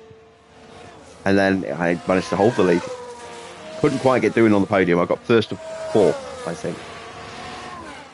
But yeah, won the race with Oscar. It is a win for Esteban Ocon. Norris 2nd. George Russell will finish in 3rd place. It's P3. Piastri will bring it home in 5th behind Alonso. Could not catch him in the end. But we opened up a 21-second gap over Hamilton in the end there. Pulled out about, 6-8 seconds on him in those closing laps. Ricciardo is going to bring it home in P7. And he almost caught the back of Hamilton. Fittipaldi is looking for P8. Can Valtteri get the run on Porsche up to the line? I don't think he can. His tyres are dead. He's got no grip left. He'll have the DRS, but he won't be quick enough. There we go. P10 for Valtteri in the end. That pit stop, that problematic pit stop, absolutely killed his chances of P6, which would have been incredible. But still, both Saubers in the points. Zhou finishes 11th, Sargent 12th, Leclerc 13th, 14th for Checo Perez, 15th for Liam Lawson, 16th for Stroll, Heinz in 17th, Hulkenberg in 18th. After what was a very exciting Grand Prix. A 5th place finish ensures they're taking away a fair few points from this one. And right now it's the British driver who proudly takes his place on the podium. The podiums just keep coming this season. What a sensational driver we've been watching. And that picture right there brings together the podium finishers for the Qatar Grand Prix.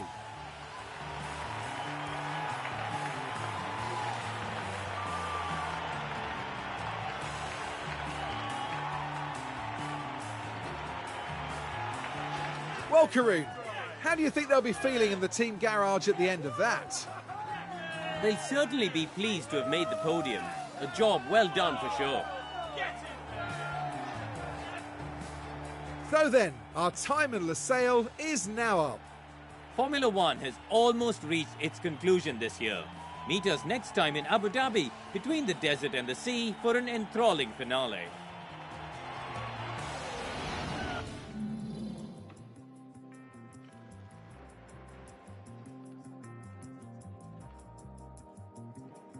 All right then, so confirmation of the final result. We've already gone through like the top 16.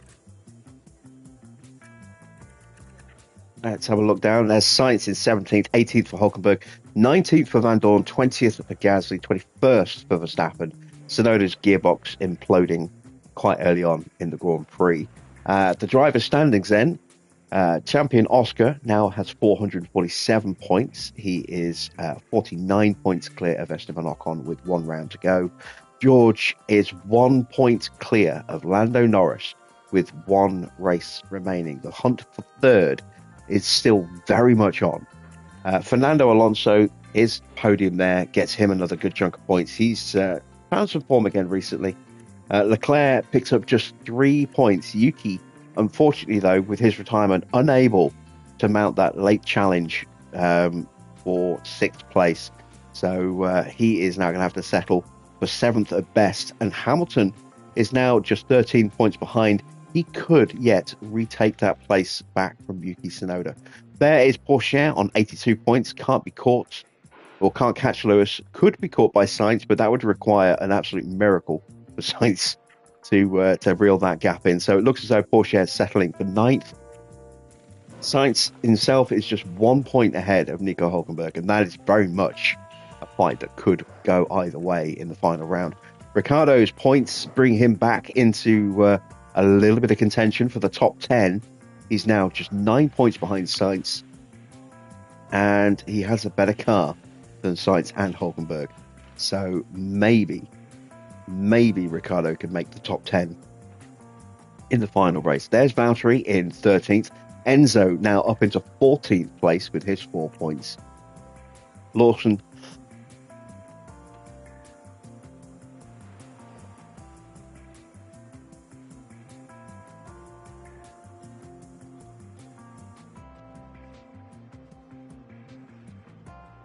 sorry about that.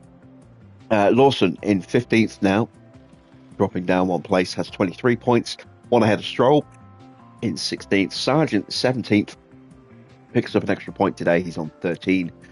Perez 18th with 10 points, 19th Zhou also on 10 points. Then it's Gasly with 4 points in 20th. 21st for Stoffel Van Dorn with 3 points. Max bottom with just 2. In the constructors fight, well, there is no fight. It's over. We won the title comfortably in the end. 38 points today, outscored by Red Bull, but doesn't matter. We have a 174 a 174 point lead over Red Bull. So they're not even going to get close from the end of the season with just 1 round to go. McLaren are now confirmed in 3rd place. They cannot be caught by Ferrari. RB cannot catch Ferrari. So Ferrari confirmed in 4th place. RB, though, could be caught by Mercedes. The gap is 17 points. It's not likely, but it's not impossible. And look at that. Sauber back above Aston Martin into 7th place. 2 points ahead with 1 race to go. That is going to be an interesting fight to watch in Abu Dhabi. See if Sauber could get up to 7th and hold 7th. Ninth place for Haas with 33 points. Then it's Alpine with 23 points in 10th. Williams just 6 points in 11th. We just scraped into the top 10 there with that stop from George. 2 points. That's all we got. But no points for Alpine, which really is important for us. There you see, look at that. 2.1 second stops for Oscar. Neither of them good enough. And that stop there, only just good enough for 2 points. So in the standings, it's Ferrari top. They are only 15 points ahead of Red Bull. Either of those two teams could win that competition after Abu Dhabi. McLaren in third, cannot catch either of the top two, so they will finish no higher than third. They cannot be caught by Mercedes either, so they are guaranteed, well, they are locked into third place. Mercedes are locked into fourth place. Alpine and us, just 1 point between us as we go into the final race. So there is still something for us to fight for as we go into the final Grand Prix of the season. Can we get fifth in the DHL competition? That will be interesting to see. Aston 7th, then it's Haas 8th, RB 9th, Williams 10th, Sauber in 11th. We get both of our drivers' payouts as well.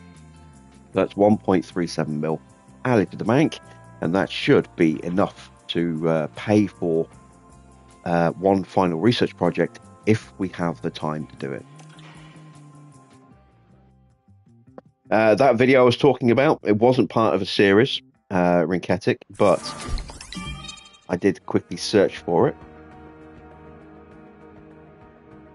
Let's see if I can find the link, paste the link in here. Not letting me post the link. Why is that?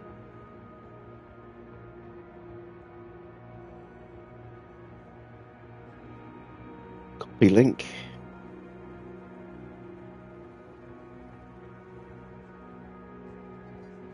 There we go. This was just a private file that I was running.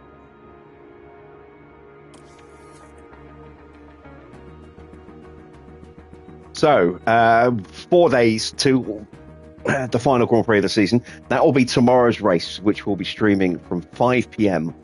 On YouTube. So I do hope you'll join me for that. Let's go through our inbox before we end off. Night. We have a monthly affiliate update. We have gained a point in adaptability for Christian Mansell, nothing for Tommy. Jack has gained a point in defending. Our main drivers, point in cornering and a point in reactions for Oscar. Once again, nothing for George.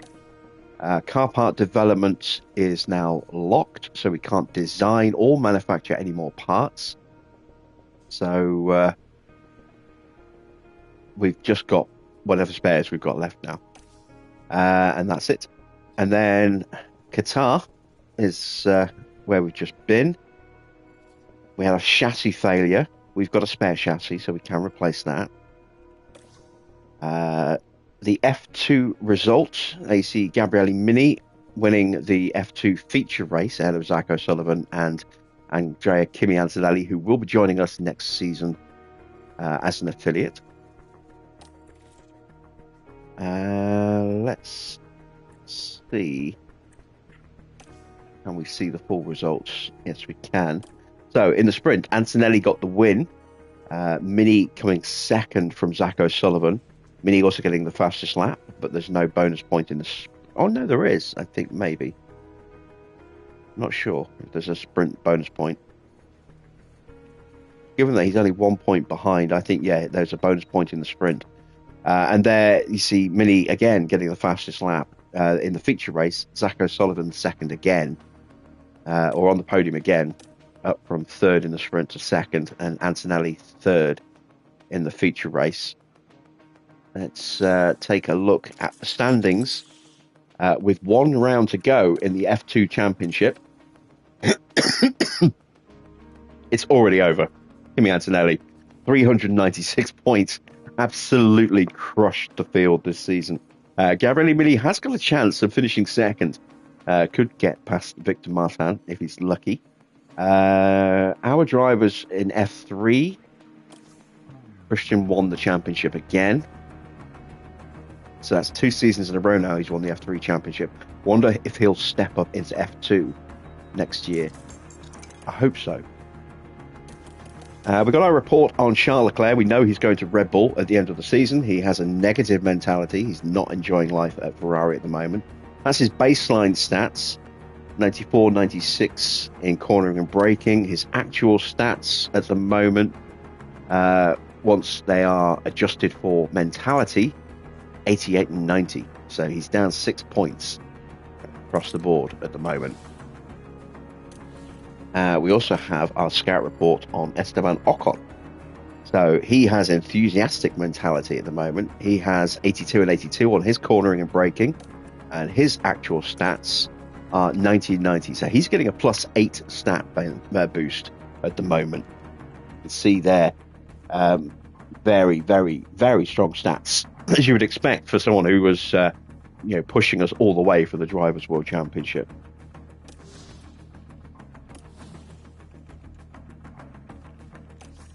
Right, Lewis is out of contract at the end of the season, I believe.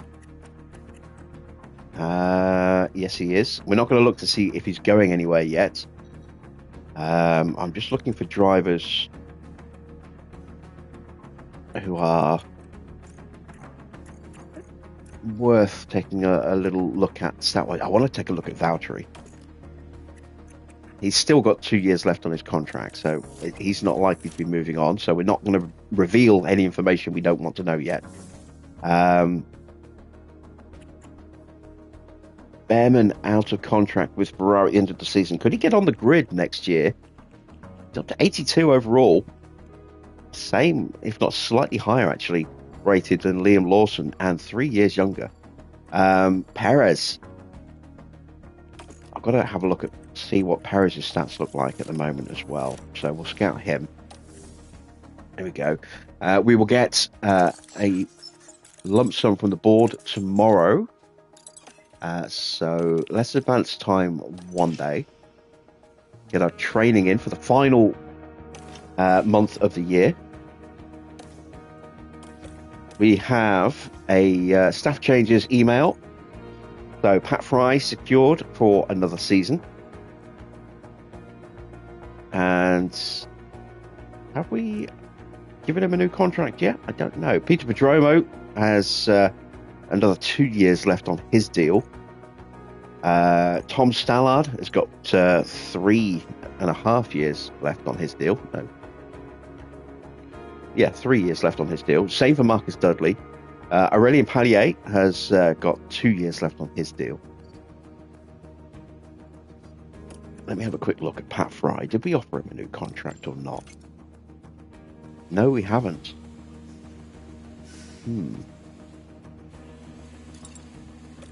We'll have to have a think about that. As to how much we want to offer him. I do want to keep him. Driver changes. This is just for us. So they see Oscar secured for another 4 years in the first year of a 5-year deal. He's only earning 1.6 mil a season at the moment. A month. But he's a little iffy about his salary already. We might have to offer him a new one. We'll see how that goes. We'll put that off as long as we can.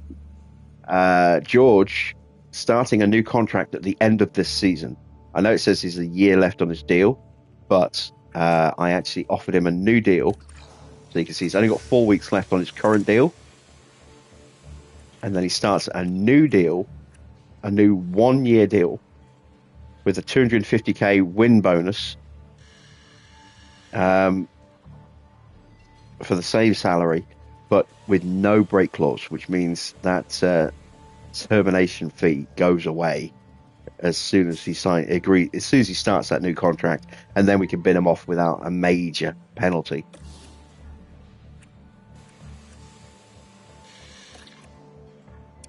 Right, we need to try and get as much speed training in as we possibly can.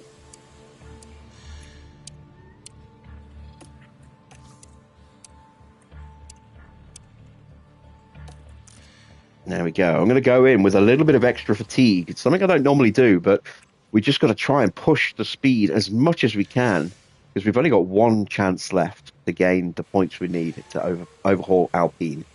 So it doesn't matter. We're going to be making 2 stops for each driver minimum. So it doesn't matter if the first one is crap, as long as we have at least one good stop. Ideally, at least one good stop for each driver. So yeah, we'll see how that goes. We'll have 15% fatigue on the Tuesday.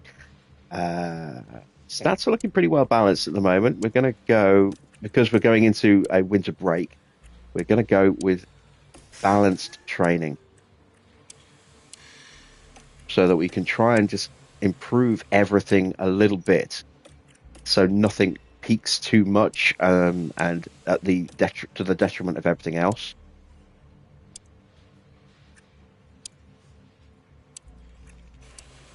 Given that we have got that stat decline coming at the end of the year.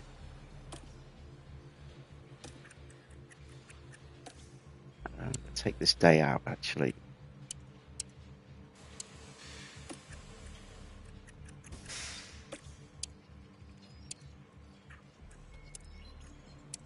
Oh, stomach's growling again. Definitely going to be getting myself something to eat as soon as we're done here. Starving. I haven't eaten all day.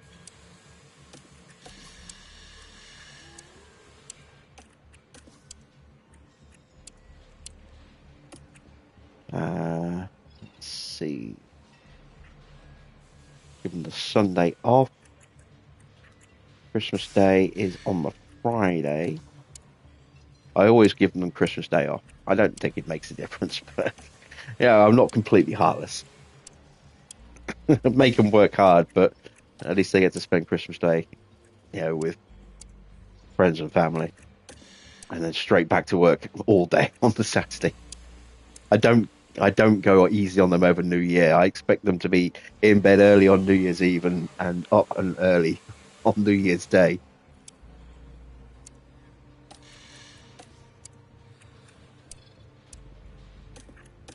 Now we are going to just put that extra day in there to make up for the one that they got off. And then we're going to go with car building there.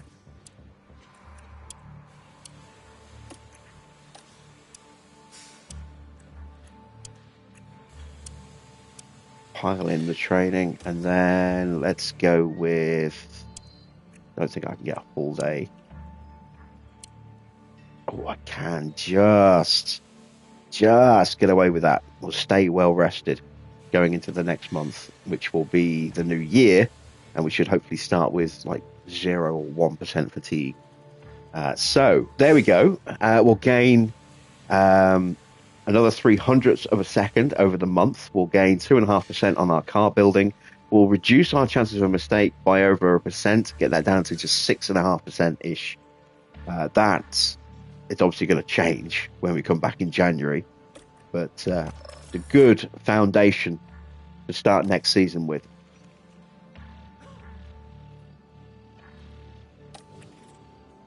Right, let's sort the car out. There we go. Still got another spare chassis as well.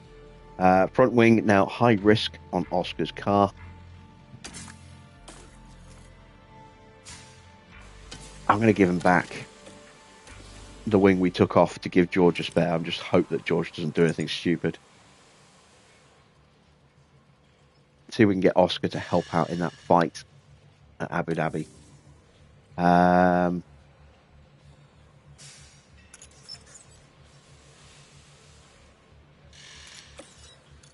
Is there anything else we can get done? Yes, we can get, let's see, we've got 4.7 mil. So let's go to our facilities. Suspension sim, I would love to upgrade it, but I don't have 7.5 mil. So I'm going to do a refurb so that that's at least back to normal at the start of the new season. We've got the design center going through. The factory, It's going to have to be a refurb. We'll do that over the winter because we won't need it till the end of January. Team Hub, I want to try and get an upgrade on that if I can. I've just about got enough, but not if I want to do some research. So we'll have to hold back on that a little bit. Hospitality area, again, I want to upgrade that. Can't quite afford it yet. Don't need to worry about the boardroom or the weather center for a while. That's fine. Check in with the board, speaking of them. So once again, delighted with results, as you would expect. Season objective was to finish in 6th. We are the Constructors' World Champions, so we have absolutely smashed that target there. Points contender. We have scored points in every single race so far this year, and nearly double what the target was. If we score points in Abu Dhabi, which we should do, then we will completely double our target for the long-term objective in its first season as well. It's been an amazing season for us. It really has. Don't know whether we can sustain this next year. I'd like to think we can. We will have a new driver lineup, but we don't know what that lineup is going to be just yet. Let's get that research project done. Helipad refurb is now ready just in time for the final Grand Prix. There's the suspension research project finished. So we've got time just, I think, to get one more done.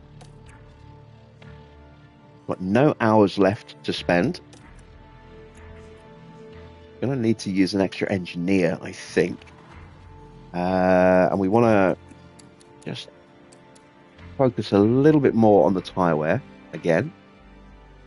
And let's improve the airflow a touch more as well.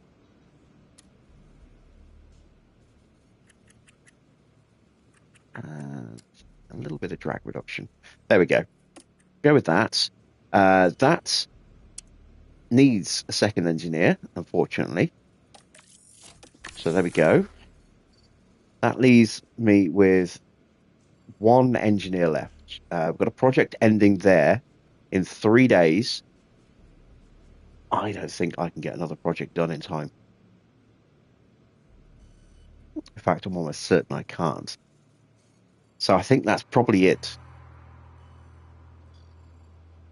Because the project I would want to do would be another underfloor, and that's 20 days away yet.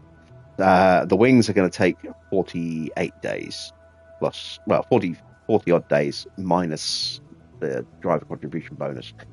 So don't want to do another chassis or side pod because we've done way too many of those already. So we'll save that money then.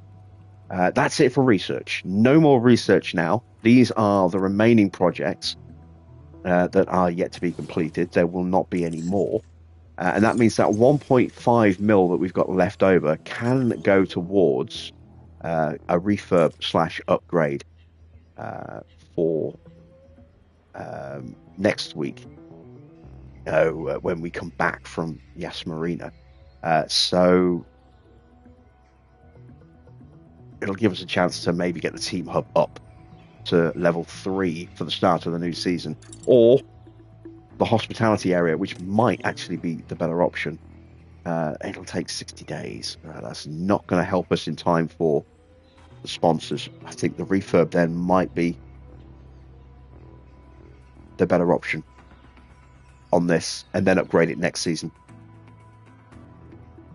because that will get our marketability back up to 40 from 32 in time for choosing new sponsors in January. Whereas that, we wouldn't get that till February, or just about February. And we'd have already had our sponsors by then, so we would have had a team marketability of 32 instead of 40. And then it would be 60 after that anyway. So we'll do a refurb. We'll drop that in now. It's really cheap, 160k. Don't need to worry about the boardroom or the weather center until February at the earliest, really.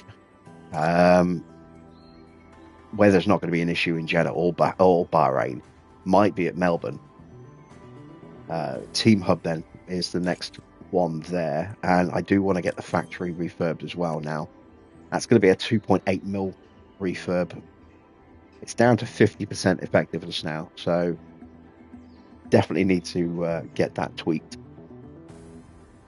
Well, say 50% condition, 97% effectiveness. It's down slightly, but it is wearing out. So, yeah, that's going to be the next thing for us to worry about is the factory and the team hub. Race sim is okay. Would like to drop another level on it, but that's 5 mil. We'll see how much money we get left over at the end of the season. We can't go too spend happy, even though we are not paying for engines in one lump sum next year, because we could be paying a big lump sum in driver fees. So we'll have to keep that in mind as well. We're going to end the stream just here. I hope you enjoyed tonight's final sprint of Season 3. We, as I say, we'll be back tomorrow on YouTube, 5 p.m. for the final Grand Prix of the season. Hope you'll join me for that. And then once that race is done, we'll take it all the way up to December 31st, ready for starting Season 4 on Monday. On Saturday, sorry, that is Saturday, tomorrow. On Sunday, I'll be back on Twitch with another couple of rounds for the Porsche save file. So again, hope you'll join me on Twitch for that. That'll be starting around about 4 p.m. usual time on Twitch. And then, as I say, we'll be back on Monday with Season 4 with Brabham, which may be our last season with Brabham. Don't know yet. I will put a poll up on the channel for you once the stream is done. So you'll have your chance to cast your vote as to your preferred option of Max or Antonelli for next year to partner up with Oscar. But with the caveat that because I can't remember what we actually offered contract-wise to Antonelli, if there's a massive break clause in his contract, we may just have to go for Max. But cast your votes, and assuming that there are no break clauses in the contract, because if there aren't, we'll be going with that result. So, yeah, that's it for me. Thanks for watching. I am Jim Bob, and I'll be back with more F1 Manager and the conclusion of Season 3 of Brabham very soon.